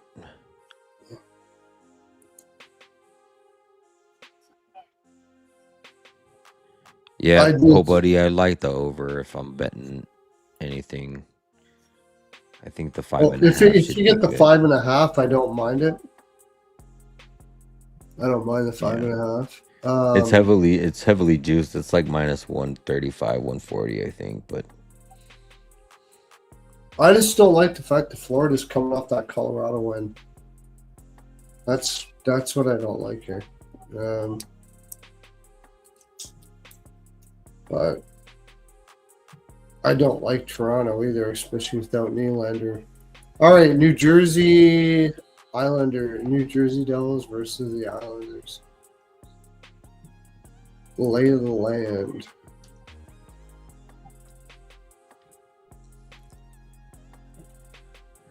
All right, you got New Jersey on the road as a favorite, -120. Isles at home as a dog, +100. New Jersey, 22-18-2 on the season, 11-10 and on the road. Isles, 23-15-4 on the season, 13-8-2 at home. Head to head, the Isles have won 6 of the last 10. Most recently beating New Jersey on December the 23rd, 2-1 down in New York. New Jersey, 4-5-1 in their last 10. 1-9 trending to the under in their last 10. Most recently losing to Carolina at home 1-3. Islanders are 5-4-0-1 in their last 10, 2-7-1 trending to the under in their last 10. Most recently beating Toronto on the 3rd, 4-3 at home in overtime. Isles, they are not on a front end of a back-to-back. They are on the 3rd game of a homestand, and then they head out on the road to play Nashville, Minnesota, Winnipeg. New Jersey, they are not on the front end of a back-to-back. They are on the first game of at least a 4-game road trip where they next head out to Pittsburgh, Winnipeg, and Minnesota.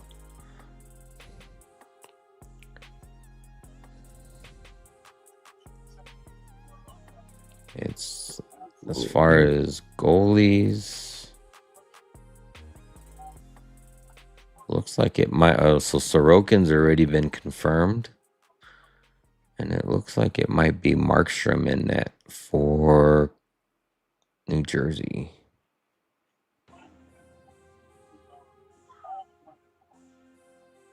Yeah, all 3 are showing Markstrom. That last New Jersey loss, or Carolina loss for New Jersey, was terrible. No way you should be losing that game. 3 games in 6 nights. We are at home. Now you're going on the road.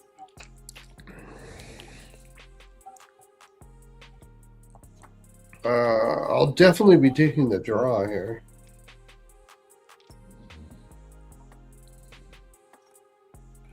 This feels like last time they played. This feels like a draw, and that no goals first 5. I'd like to look at Sorokin saves. I think that might be a good look.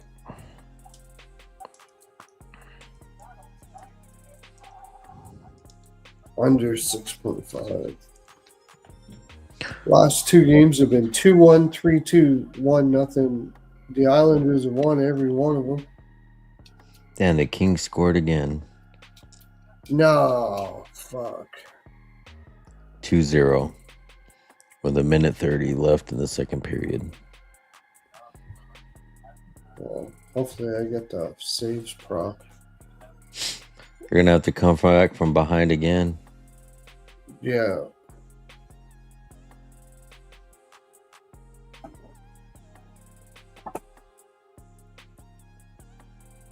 Bastards. The Islanders still don't have Horvat. Fiala scored.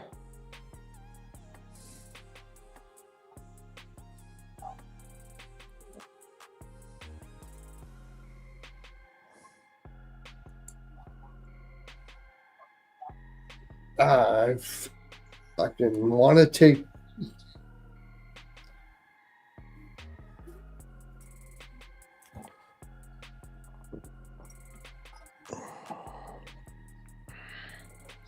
I want to take New Jersey. I just don't know if I can get there with Markstrom in net. I can't fucking do it. I can't get there because it's New Jersey.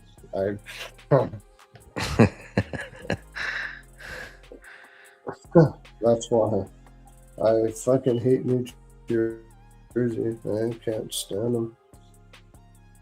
Terribly coached team. Schaefer's hurt. Illness. Schaefer's out hurt. day to day with an illness right now. Oh yeah, Not and then hurt, but he's Horvat's out. sick. Is Horvat out too? Yeah, Horvat's out too. Yeah, just give me the draw. I'm not going to play around with this. I'm no goals first 5 and the draw plus 300. No goals first 5 under 6.5. Play the under if you want. I don't think there's too many goals being scored here.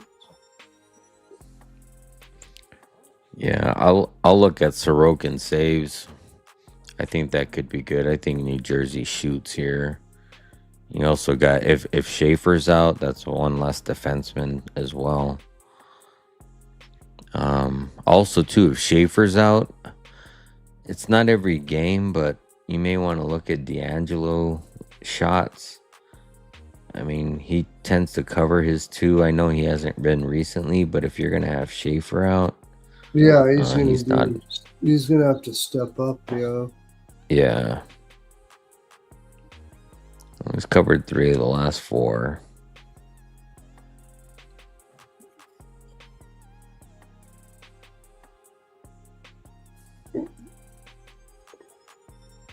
Devils go to Pittsburgh after this. Then they go all the way west to Winnipeg and Minnesota. Yeah. I already have my bet. No goals first 5 under 6.5 draw. I want to take the Devils. It should be a Devil spot, but I can't take them. I can't. Well, those numbers that JD just posted too, it makes you want to take the Isles. They're 2-6 as a road favorite, and they're 8-4 as a road dog, and then the Isles are 8-3 as a home dog, which they are right now. And you got Sorokin. I mean, you got the better goalie in that versus Rittich. Yeah, just under. If you want to just play the under 6, that's fine. But I'd rather buy the 6.5 at the no goals first 5.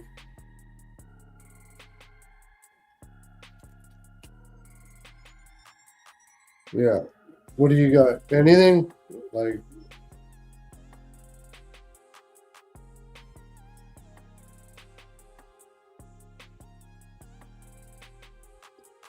can't hear you.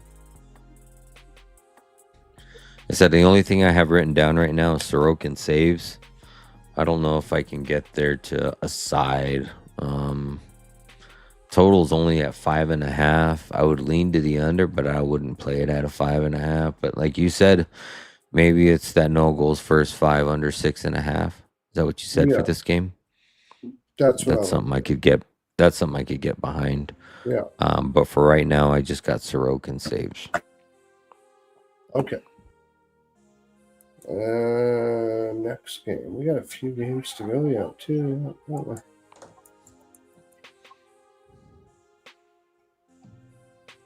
Vegas versus the Jets.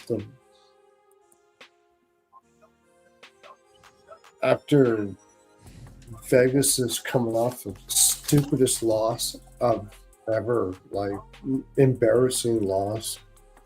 Totally embarrassing loss. I can't believe this game's a pick'em. That's how bad Vegas. It's either. That's how bad Vegas is playing, right? Because we know Winnipeg, we know this team already and how bad they are. Yeah, you would expect Vegas to come in here like a minus 150, probably all the way up to a minus 170, at least 130. At least 130. Yeah, but a pick'em. That tells you fucking Vegas is just dog shit right now. Yeah. I don't even And know. they own this matchup, winning 9 of the last 10 versus Winnipeg. So is this a get right spot for Vegas? It should be, in my So should have the opinion. last game. Yeah, exactly. And the game before that, and the game before that, Nashville, St. Louis, Chicago, all three of those. But I mean, Yeah. you've only had Eichel back for what, two of those, right? He's played two now. And then you got Winnipeg on the other hand. They're fucking 9 games straight. It's gonna be game 10 in a row. All right, we got Winnipeg. It's a pick 'em on both sides. Winnipeg. You got Vegas on the road, pick 'em -110. Winnipeg -110. Vegas 17, 11, and 12 on the season, 9, 5, and 6 on the road. Winnipeg 15, 21, and 4 on the season, 8, 8, and 2 at home. Head to head, Vegas has won 9 of the last 10 in this matchup. They have not played this season. This is the first matchup this season. Dating back to last season, back on April 3rd, Winnipeg won 4-0 in that game. I wouldn't weigh that game. That's an end of the season game. Vegas 2-5, 1-2 in their last 10. 6 of the last 10 have trended to the over. They are coming into this game on a 5-game losing streak, also losing 9 or 8 of the last 10. Most recently, just losing to Chicago in overtime, 2-1. Winnipeg 1-6-3 in their last 10, dead 500 to the over and the under. Winnipeg coming in on a 9-game losing streak, most recently losing on the road 3 games straight to Detroit, Toronto, and most recently Ottawa. Winnipeg is not on a front end of a back-to-back. This is a first game home of at least a 4-game homestand after coming off of a short 3-game road trip. Vegas is not on a front end of a back-to-back. They are on a last game of a 3-game road trip, and then they head back home to play Columbus on January the 8th. I mean, I can only lean to Vegas. It's hard to even lean that way just because of the way they've been playing recently. But I told myself a few weeks ago I wasn't going to bet on Winnipeg anymore. I was only going to bet against them. Both of these teams have been looking for a get-right spot. I'll tell you what, one of them's going to fucking win. Somebody's going to break that fucking streak. I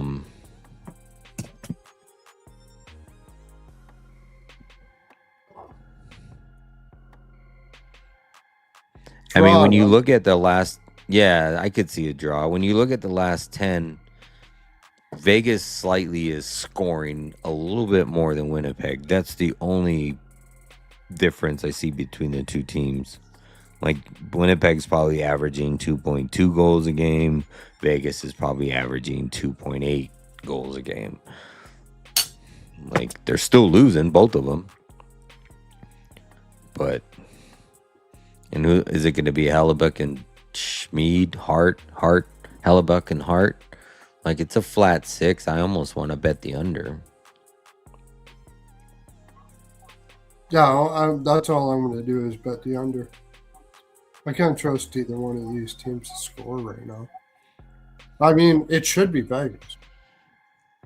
Yeah, This should be an easy Vegas spot. Totally. The Jets suck. I mean, but you just can't get that taste out of your mouth of that Chicago game. It's just freaking horrible. It's horrible. That was just such a horrible fucking. Do you trust them to come back here and beat? Because, I mean, Winnipeg is not much better than Chicago, even without Bedard. Like, they're terrible. Like, I mean, that Chicago loss has got to be like Po Buddy said, that's got to be rock bottom from them. Yeah. Oh, for sure. And to be honest, I could almost say that in the last couple games, the Blackhawks are playing better than Winnipeg. The last 2 or 3 games. That's true. Yeah. You know what I mean? You can make that case too, yeah. You can make that case that they lost to the better team than what they're about to play. Yeah, exactly. Like Winnipeg is that bad.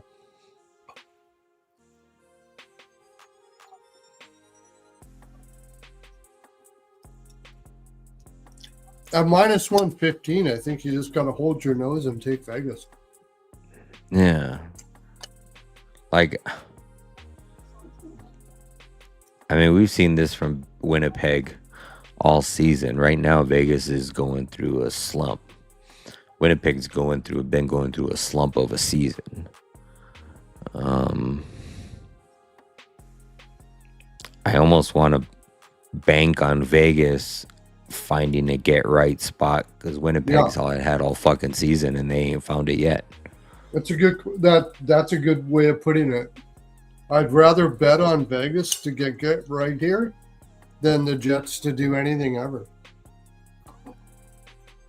I mean, the only advantage they have is Hellebuck being the better goalie, but he's not in the best form. I mean, I wonder how he's fared against Vegas in his career. Let me look.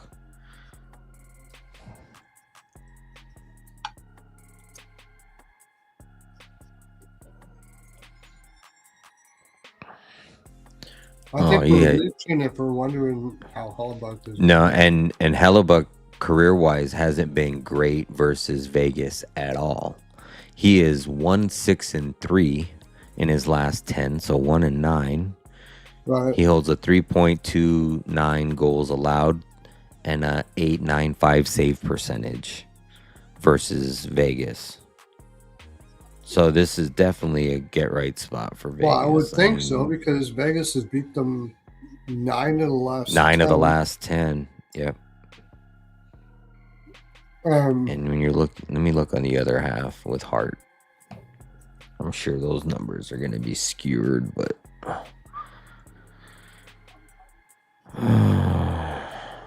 Winnipeg. So Hart is 4-0 versus Winnipeg when he was playing with Philly. And he has a 1.15 goals allowed and a 9.65 save percentage. That's all I need to know. Like his current form is horrible. He's given up 14 goals in the last 3 games. But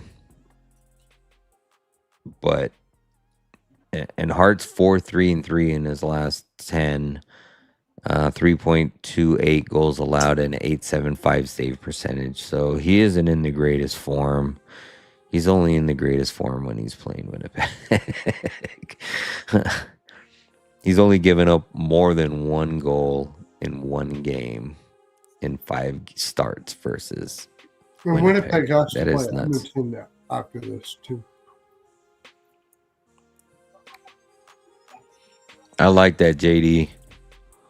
We need to bring some luck to Winnipeg here.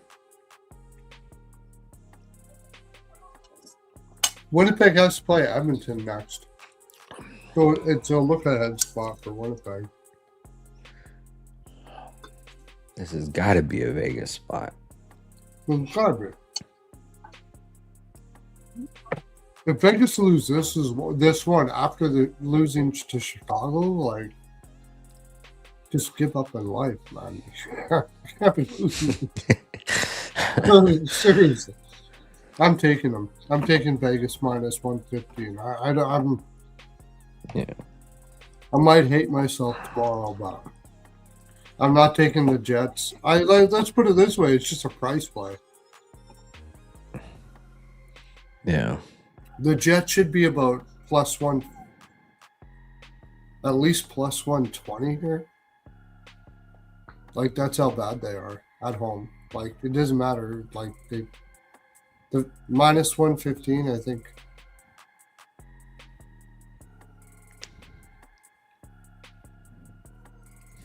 Yeah,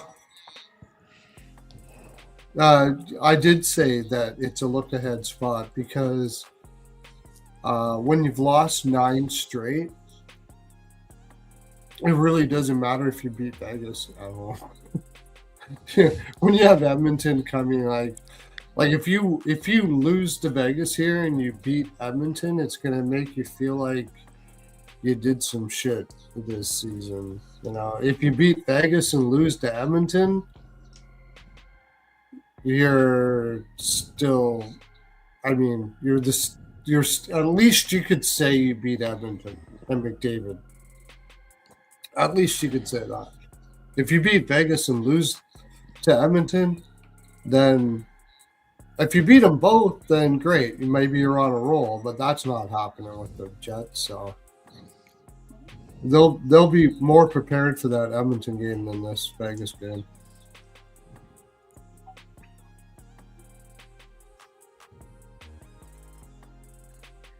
Yeah, you're right. Dallas get right spot is starting to sound funny too. Yeah, for sure. Yeah, I can't argue with you on that one. I don't think this is a get right spot. This is a Jets try as hard as they can and lose, like they always do. It's not like they're not trying to win. Yeah, they probably lose to Vegas here and Edmonton, but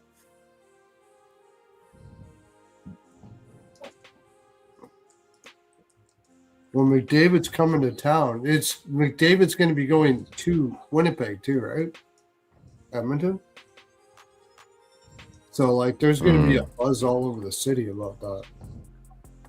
There's no buzz all over the city about Vegas coming, playing a game and heading out. You know.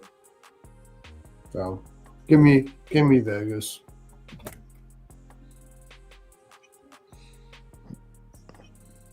I'm probably not going to bet this. Not too often that I don't have a bet on anything in the game, but this might be one of those times. Do you see any props that you might like? No, I haven't looked at that yet. Velarde over shots or something?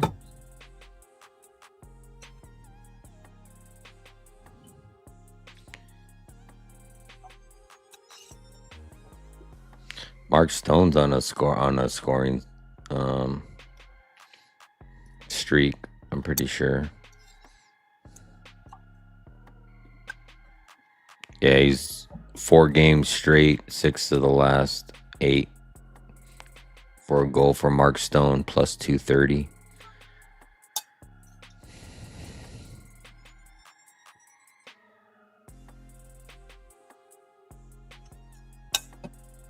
How's Morrissey shots now?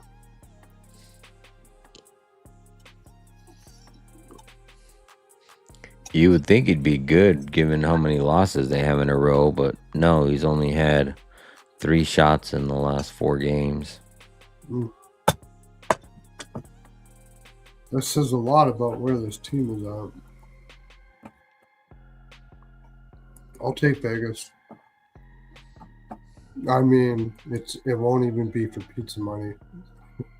There's something on the game, just bet it pretty much. Nashville, Edmonton. Talking about Edmonton.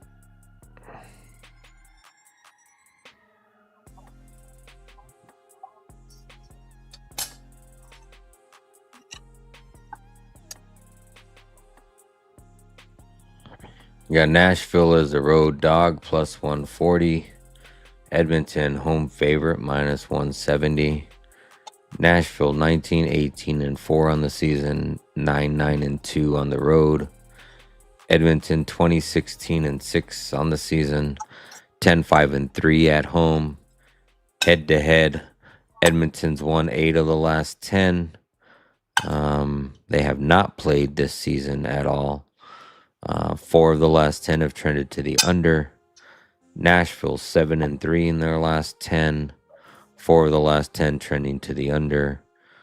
Most recently, Nashville beating Calgary 4-3 on the road. Edmonton is 500 in their last 10. They're also 500 on the over-under. Edmonton's on a 2-game losing streak, losing to Philly and to Boston at home. This is the third and final game of a 3-game homestand where they've went 0-2. Then they head out on a single-game road to go play in Winnipeg, and then come right back home to play LA. Nashville is not on the front end of a back-to-back, and they are on the last game of a 7-game road trip, and then they head back home to play New York on the 8th.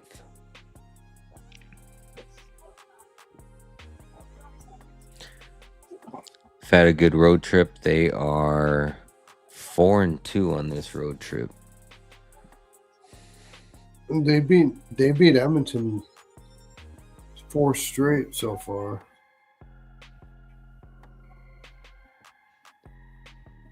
Edmonton's beat them 4 straight. Or sorry, Edmonton's beat them 4 straight. Yeah. 3-2 in Edmonton, 5-1 Nashville. Yeah, give me Nashville. Fuck it. That's all I got to say about that. It's just a price play. I don't want to play Edmonton at that price. No.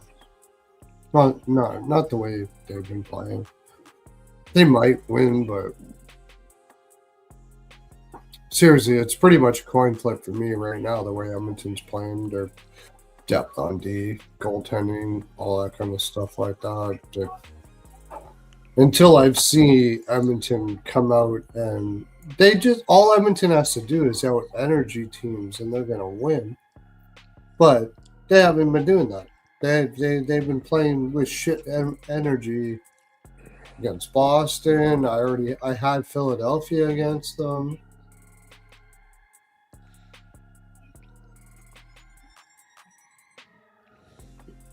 Oh, this is a back-to-back for Nashville, all right? No. It is not. They haven't played since the 3rd. Oh, no. Yeah, they had 1 day off. But it is at the end of a very long road trip. Right. Yeah, it's the 7th game. Last game of a 7-game road trip. So they got 2 days off before this game. Yesterday and today. And then they go home to play the Islanders in Chicago and Washington. They get to go home after this game. Edmonton is also on a 2-day break.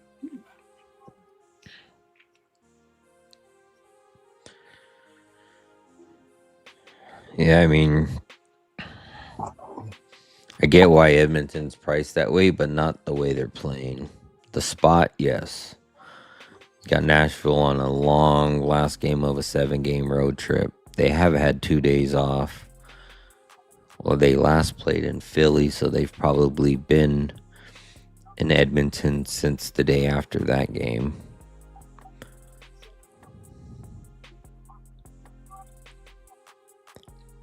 Yeah, I can't get to a side or a total here. Total set at 6.5, slightly juiced to the under. It's going to be Saros and Ingram. Yep. I would lean Saros to the and over Ingram. because it's an Edmonton game. But Yeah.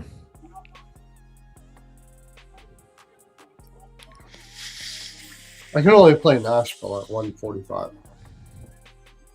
I think that's. I mean, I think Nashville could win this game.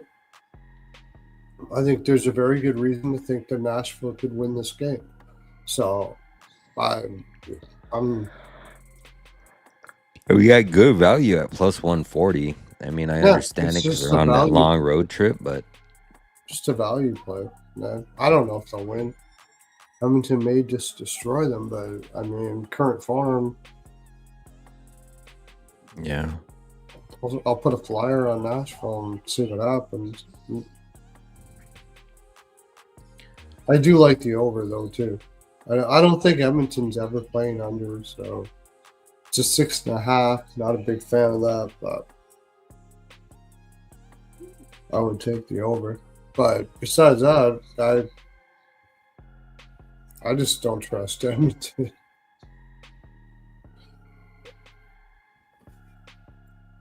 Don't trust them.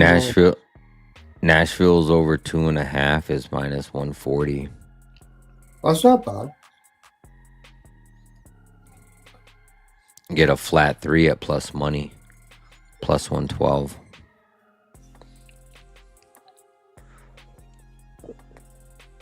Especially with Ingram in that. Yeah.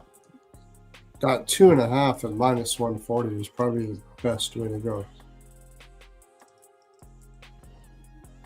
Yeah, maybe Edmonton wins 5-3.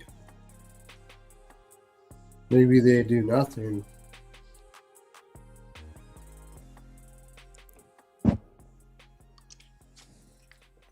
You've got an empty netter for Nashville. Yeah, I don't mind that at all. Yeah. All right, next game.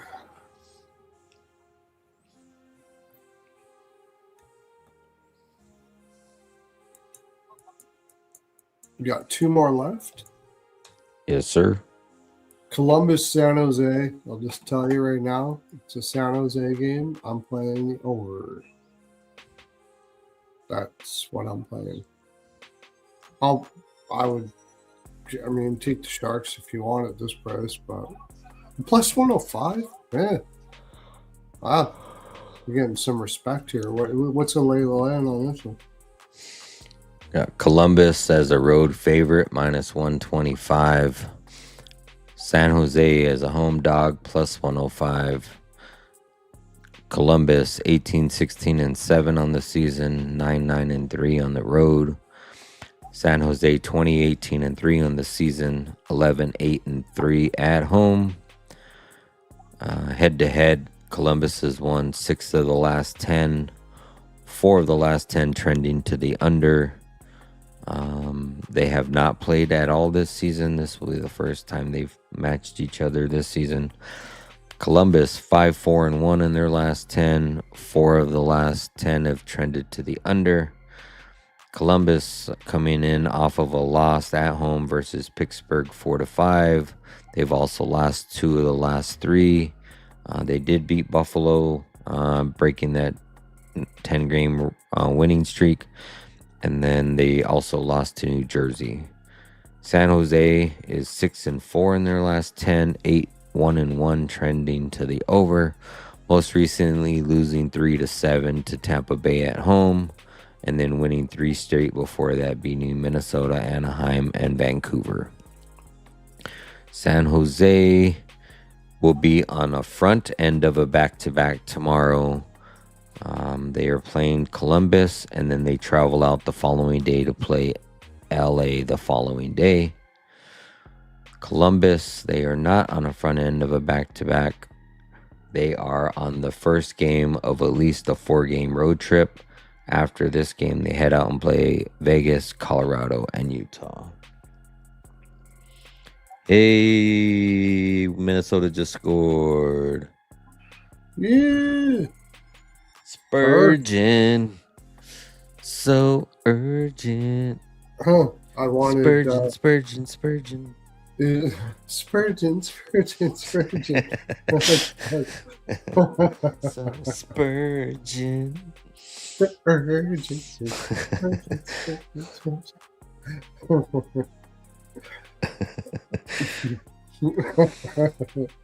It's a great song, actually.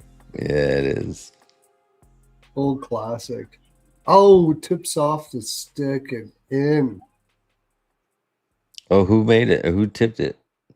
So it wasn't Spurgeon? Well, I mean, Spurgeon shot it from the blue line, but Was JD right that like a Spurgeon? Very. That's a good reference song too. Like, I was singing. Who sang Urgent? It's a guy. I can hear his voice. you got in over 4.5 at plus 146. All right, this last game, what were we talking Oh, about? it's Foreigner. It's Foreigner singing yeah. Urgent. Virgin. I mean, Poe Buddy said like a virgin, but like a spurgeon.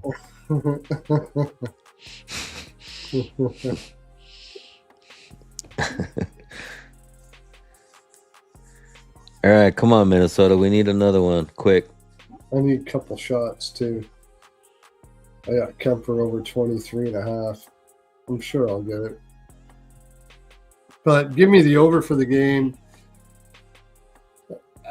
I don't mind. In this Columbus San Jose game. Are they finally going to it's put juice to the over, Merzlikins in this game? Are they finally going to fucking do it? Like they got to do it eventually. Imagine Let's if you're see. Merzlikins and you're like, and they're like, you're sitting there going, "How about now?" No. How about now? It's still showing Greaves. It's still showing Greaves. We'll see. Okay, Greaves is Jets played 7 games with a back-to-back, 3 games in 4. How about now? No.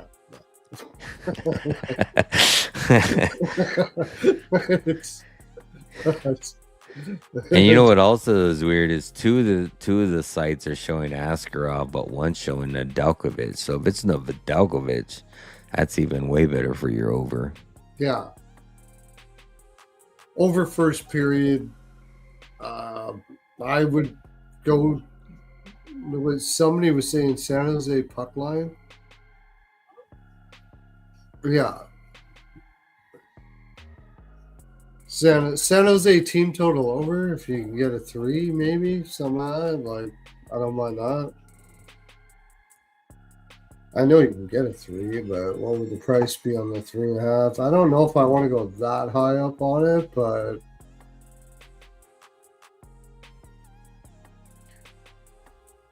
2.5 is minus 180. Yeah, 3 would be about plus 100. Once it comes up, maybe minus 110, something like that. Minus 115 for the 3. I think that's what I would do here. Pre-game.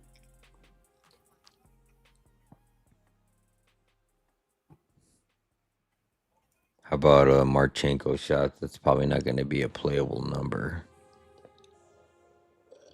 2.5? No. It's probably going to be minus 145. For over 2.5 shots? For you. Yeah, that's playable for you, right?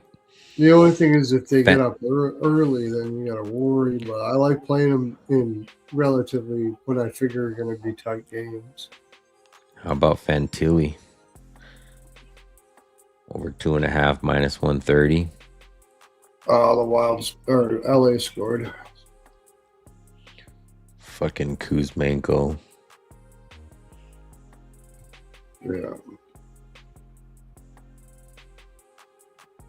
Oh, he just barely snuck that fucking puck in there too. Bastard.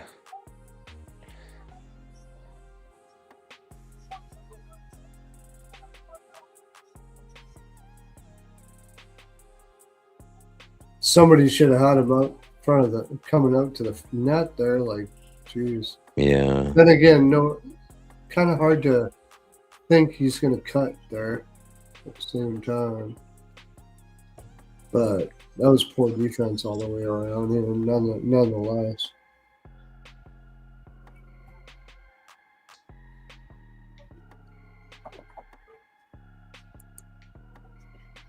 So, yeah, I'll take CBJ team total over. Or no, San Jose, I should say. Split the.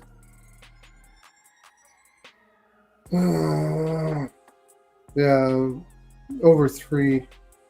Be about minus 120. That's about all I want in this game, though, except for the over. Give me the over. Any Yeah, any any San Jose game right now, I don't care who's in net, don't matter. Askarov has been playing really well and having a lot of goals go past him at the same time. So yeah, I'm gonna probably look at some props in this game. Can't really get this behind is a anything quote else. from Merzlikins. I'm not putting any focus on what I can't control. I'm too tired, too exhausted emotionally. It's just hard. Like, holy shit, dude. Okay, if you would have said, I'm not putting any focus on what I can't control, I get that. But then to come back and say, I'm too tired, too exhausted, emotionally tired. Like, you pretty much say that's a horrible quote. My gosh. That is so freaking like that's like a redneck response from someone who's I'm just not gonna just if I can't control it, then I'm not gonna worry about it, but it just sucks. You know, like everything just sucks. My life sucks and everything else, but I can't control it, so that's okay. That is really bad. What a bad quote. Desjardins gonna be back? Terry, Desjardins gonna be back for San Jose. That's gonna add 20 points right there. Desjardins is back. He's focusing on playing for Latvia at the Olympics. Okay.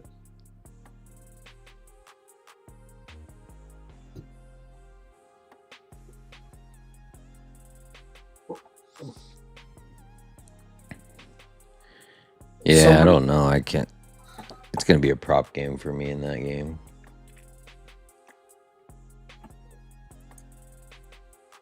What was the shot total for Kemper you got? 23.5. All right, so saves. Yeah. Got 20. He's got 21 saves right now. Yeah, it's probably going to go right down to the end, just like the last one. No, but you got at least you got you got the game script on your side. He's going to get it here because he's going to get it. The Wild are going to get at least 3 or 4 shots here for sure. All right, next game, last game, right? Yep. Boston Bruins versus where have the Bruins been? They're on the road. Like they've been hanging out in Vancouver.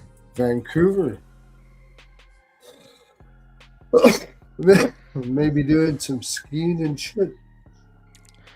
All right, you got Boston on the road as a favorite, minus 125. Seattle, home dog, plus 105. Boston, 22-18-2 on the season, 10-10-1 on the road. Seattle, 19-14-7 on the season, 9-7-4 at home. Head-to-head, these are dead 500 team. 3 of the last 10 have trended to the under. They have not played at all this season, so this will be the first time these two teams are matching up against each other. Boston 3-5-1-1 in their last 10. They are on a 5th and final game of a 5-game road trip. After this, they head back home and play Calgary on the 8th. They are also 5 of the last 10 trending to the over-under. Seattle 7-2-0-1 in their last 10. Most recently, they're playing tonight right now and they're winning, but they also just beat Calgary 5-1. 4 of the last 10 have trended to the under. Seattle will be on the back half of a back-to-back as they face Boston tomorrow and they will have the coordinate since they started group hour today. Yeah, give me Dakota over saves. And I think the Bruins win this, but because this is a back half of a back-to-back, right? For the Kraken. Yeah, back half of back-to-back. And they went out to Calgary, played in Calgary, and then came back to play this game against Boston. Boston's been sort of sitting there doing whatever you do in Vancouver in the wintertime, which has a lot to do with holding an umbrella. Yeah. I mean, it's definitely a Boston spot. You got Seattle on a back-to-back. Boston's been sitting for 2 days. But, man, they've been not great. I mean, I know they won back-to-back games, but they beat Edmonton and Vancouver, both teams that aren't really playing very well. They lost to Calgary, lost to Buffalo, lost to Montreal, lost to Ottawa, lost to Vancouver again, lost to Edmonton. Seattle, they've won 3 straight. They're going to probably win. They won tonight, right? Yeah.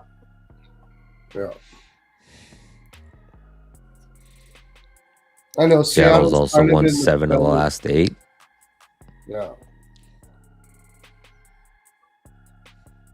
I mean, the only thing they got going against them is it's a back-to-back. I think it's 3 games in 4 too. And their back-to-back record is horrible. 2-18 on back-to-backs, something like that.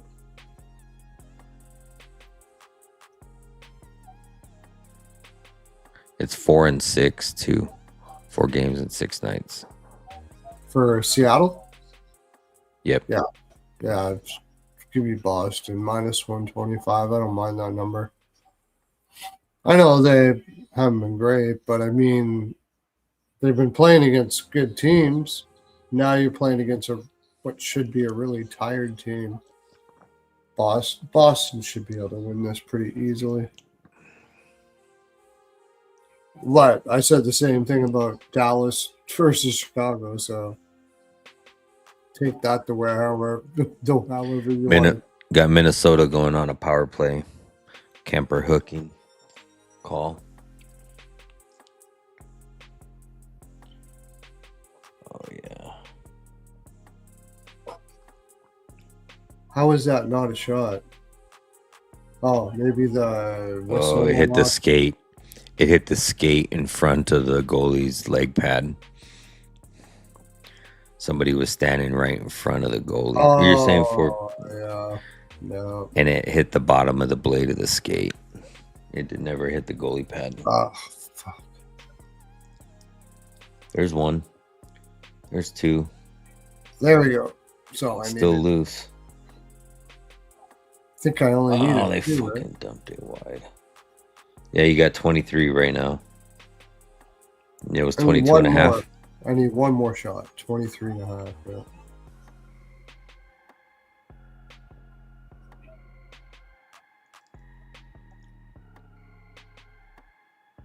Just need 1 more shot. So, all right. Let's clip. Oh, there it is. You just got it. Clip, Rooney. Clip. We're gonna clip Damn. this shit. Clip as a Pearlo dance all around the land, and Dre doesn't even pay attention to the fact that I'm even doing it. All right. See you later. All right, JD. Have a good evening. Remember? Do you remember? You're American, so you may not know WKRP or not WKRP.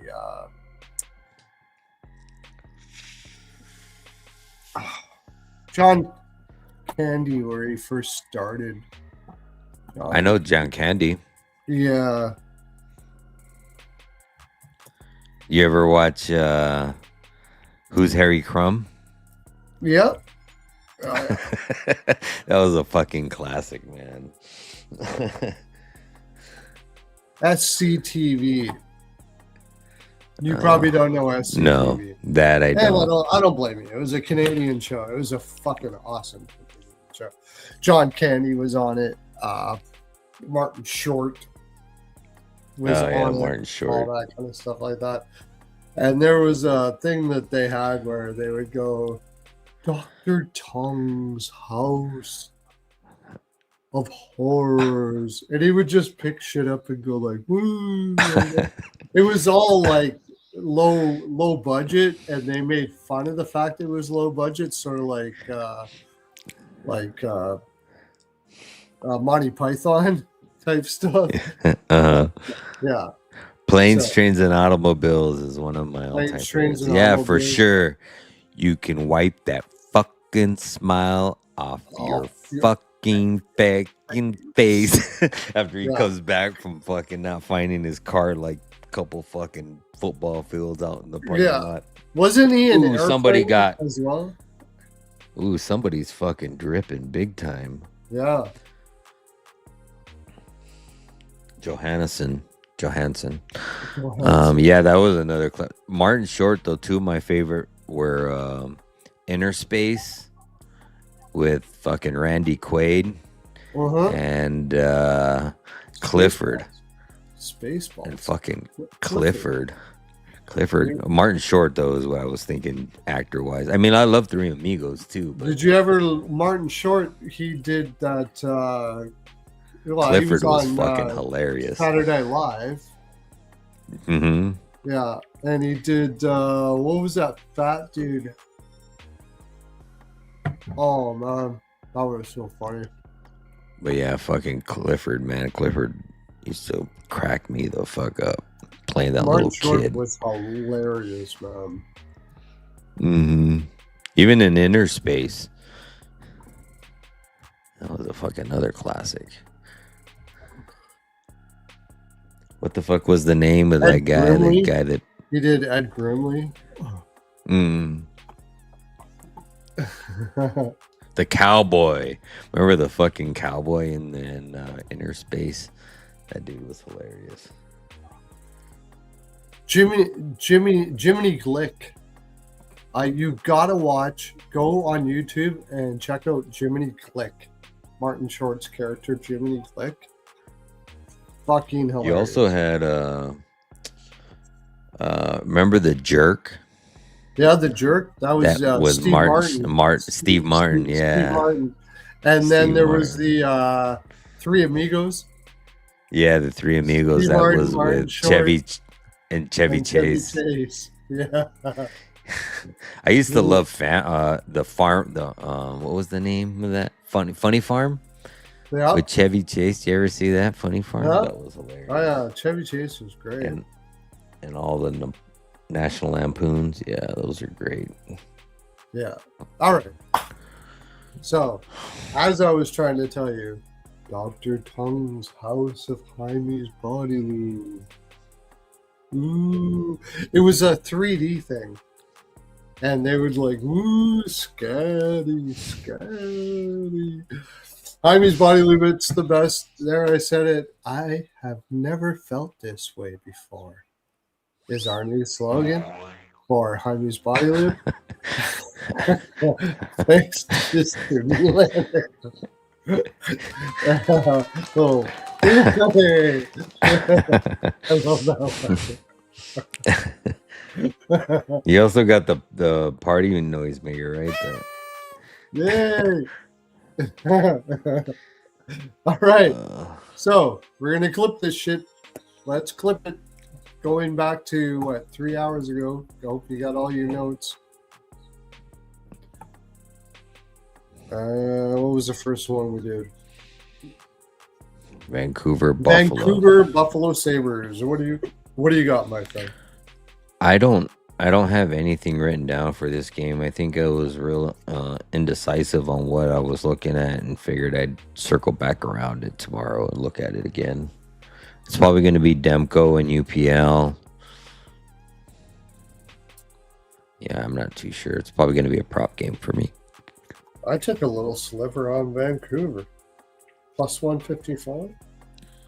Buffalo coming off they just broke that long losing streak, right? Last time. Yep. Against Columbus, and I think this is kind of an island game for them too. They're just coming home for one and then they're off again, if I remember correctly. But even if it's not, I'm just gonna throw some on Vancouver here. Next game, Colorado Lightning. I got a small lean to Tampa Bay here as the dog. And then I also got Brock Nelson over 2.5 shots. I could also make a case for McKinnon, but I don't like playing his line at over 4.5. But historically, he's been pretty good up for shots on goal coming off of a loss. He does shoot more at home, but I think coming off a loss, it really doesn't matter. I could see him getting 5, but he didn't have that great of history versus Tampa Bay. But I think in this loss spot, he could have a breakout game.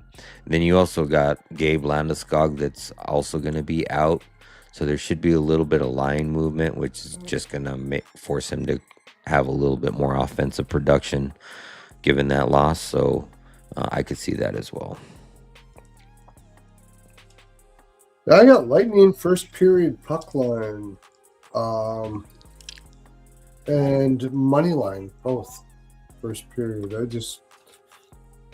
think it's a good spot for them to get all over Colorado, get all over their shit right away. And I got team total over 3 for Tampa Bay. Leaning over for the game, actually, as well. I'm just not going to be taking Lightning games under. If you can get a 6, I don't mind this being like 5-3, 5-4 for Tampa Bay, something like that. I just don't think Tampa Bay is going to try to shut anybody down now. The only thing is here is you don't really want to get in a run and gun with Colorado, but I don't think they're going to have much of a choice. That's all I got to say about that. I just don't think it's either Colorado's going to set the pace and Tampa has to keep up and try to play like a 1-3-1 with a defense that's pretty beat up. Not likely. I think it's going to be super fast, over 1.5 first period, puck line, Lightning first period, Lightning ML first period, and team total over 3. I'm giving Colorado some respect that they could come back in this game. All right, what's next? Yeah, Paul Betty, that's correct. You got Wedgwood playing 3 games in 4 nights. Yeah, that was the other thing. 3 games in 4 nights, just overplaying the goaltender, all that kind of stuff like that. Stars versus Hurricanes. I think we're on the opposite sides here. I don't know if I'll get to Carolina, but that's where I'm slightly leaning. It was minus 125 on the road.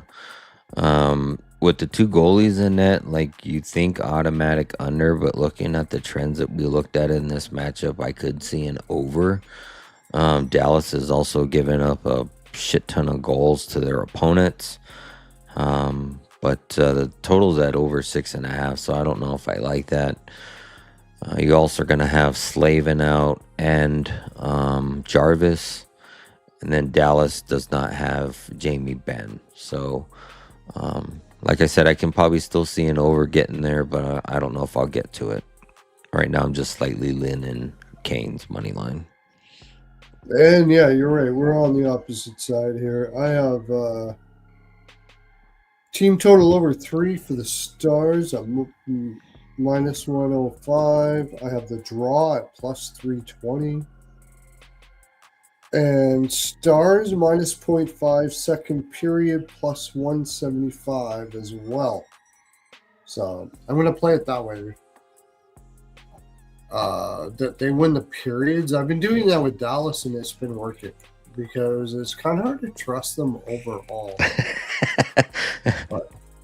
Po Buddy said, "Don't forget that it's a get right spot for Dallas." For Dallas. It's for Dallas. It's a get right spot for a lot of teams tomorrow. Yeah. All right. Ducks versus Flyers. So, I think this is an Anaheim spot. I don't know if I can get behind them given that the way they've been playing. I might be able to get to an over. I know it's going to be Dostal and Vladar. I don't remember what the trend was, but I don't think both of these teams are going to be off the score sheet. I could see them both scoring. I think it's going to be more of a track meet. But Zegras Apple assist plus, I think it was plus 125 or plus 130. I think I can live with that. Yeah, I'm gonna hold my nose and take the Ducks here. It's kind of a look-ahead spot for the Flyers as well, I think, or something like that. And I like Vladar over saves. I do think the Ducks will be shooting lots, and Vladar's been playing really good this year. So if it's like a decent price in the 24.5, something like that, I may give that a shot. But tough spot for Philly, coming off the road trip and all that kind of stuff. Give me the Ducks. Just because of the spot more than anything. Doesn't always mean they're going to win in the spot because they could suck ass like we've seen from a few teams recently that just did just that, like Vegas. But if you bet that spot over and over and over again in the long run, you're probably going to be in Toronto versus Florida. I got Florida money line here. I'm probably going to look at some props in this game. I think with Nylander out, you could see more offensive production from Tavares and Matthews.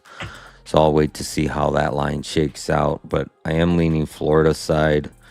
I'd also like to take a look at a few props for Florida. I know Bennett scored last game. I was looking at his shot props leading into that game because he's just been shooting more. Might take him on a back-to-back goal game. But yeah, right now I'm just leaning Florida money line. Yeah, me too. I like Florida money line in this one as well. Like I said, I have tons of props. I don't post them on Twitter too much anymore. I'm hardly ever anymore. But if you would like to know what my props are, Twitter me, DM me, and I'll tell you what I have for props. At least some of them anyways. I'm a very high volume player. So Devils Islanders. All I got written down in this game is Sorokin saves. I want to back the Devils there. I just don't know if I can get to them as a road favorite. I just can't get behind the Devils, and I got burnt once by not taking them. But if I was going to do anything here, I would take the Islanders first period, full game money line. Don't love it, especially if Markstrom's going to be in it, but New Jersey hasn't shown character for like a long time now. I think it was started right around the time that Sheldon Keefe was hired. The reach around coach of the East. Yay. Reach around. Hey, great for the Hymes product, but not great to be a coach. So I would lean the Islanders. I had to think about it, but overall, I'm not a big fan of this game. I have the draw, too. I did put a little bit on the draw. They're both draw-heavy teams. Next,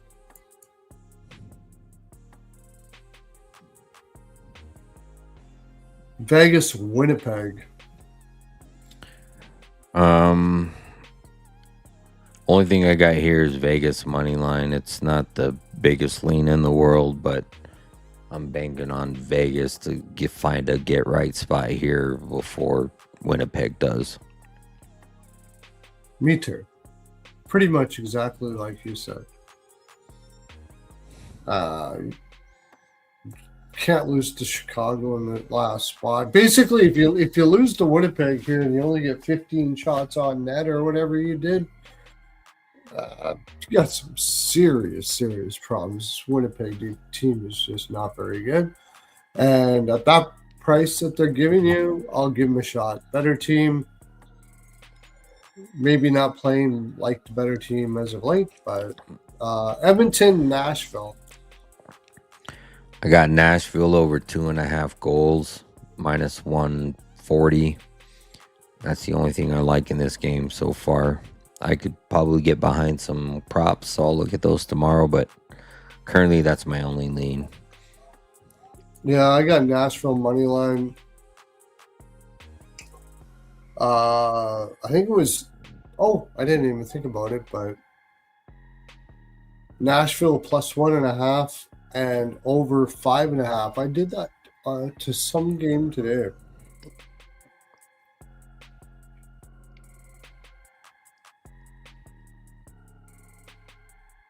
I think it was the Red Wings.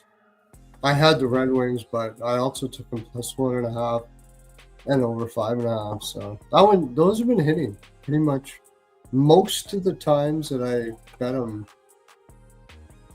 They hit. All right, next game. Blue Jackets versus Sharks. I do not have anything written down in this game. I didn't have any real leans on the side or total. I'll revisit this game tomorrow. Over. Anything San Jose is an over for me. And Boston, Seattle, the last game of the night. I mean, I know it's a Boston spot. You got Seattle on a back-to-back. Seattle's going to have DeCord in net because Grubauer played tonight. Probably going to have Swayman in Boston. I don't know if I can get behind Boston. Probably just going to look at some props in this game. I don't like the over or the under either. So maybe a pasta prop. Everly, those kind of props that we've been eyeing for the last few weeks. I'll take should be DeCord, right? I'll take DeCord over saves. Yep. I'm gonna bet on Boston. Yeah, I like Boston. Seattle's back-to-back record is not very good. Boston, when they decide to give it, and when they have rest, that's another thing. They give it 100%. Like they give it hardcore. Like not like me. Like they've got more than 42% to give. They've got like full 100%, and they give 100%. Now I give 100% of the 42 I have, which I still think is 100% if you're splitting hairs. But give me Boston here. I think when they have rest and they're ready to play, they're gonna. The great thing about Boston is they give you a full 60 minutes, and always win or lose, they play hard, and Seattle does too. But I just think it's going to be a little tougher to do after on a back-to-back with a pretty tough game against Calgary. So give me Boston. Here, we clipped this shit. We clipped it. We did it. Not like yesterday. Kings beat them on a back-to-back, man. Yeah, I know. Crazy. Bastards. At least I got the saves prop. All right. Well, I'm down about a unit. Get your finger Pilates going, my friends, and touch that like button. I'm very impressed, man. We've been getting like almost 30 likes on most of our videos. Almost. I've been sitting there waiting, getting up in between naps, looking at your comments. Don't forget to comment down in the comment section. Not because of my algorithm, but because I actually enjoy listening to what you have to say. Tell me whatever you think about what's going on in the NHL today, or gambling, or betting, or what you're betting, or what you're not betting, or how everything. I love talking to you down there, and you will get the bouquet of Hymes Body Lube flowers for your significant other. Any comment down there? I'm sending up Hernandez and Melissa out with the Pearlo copter. Right now as we speak, actually they're already out. They're fluttering around all over the place, but I'll send them your name. They know who you are, and they will get you your Valentine's package of Hymes. Toot sweet. Dre, tell them what it's all about, buddy. You can find me over on YouTube, X, Instagram at Exotic Wagers. I also have a free Discord, part of the Legacy Sports Discord. Link is in my bio. You can also find my Linktree link in my bio that has my email address, contact information, all that other good stuff. Also, tomorrow we're going to be over on my channel. Hopefully everything works out correctly. If it doesn't, we will be back over here, but I think we should be fine. Same time. Yeah, send your link down in the comments. Go down to the comments, get his link for his channel, or head over to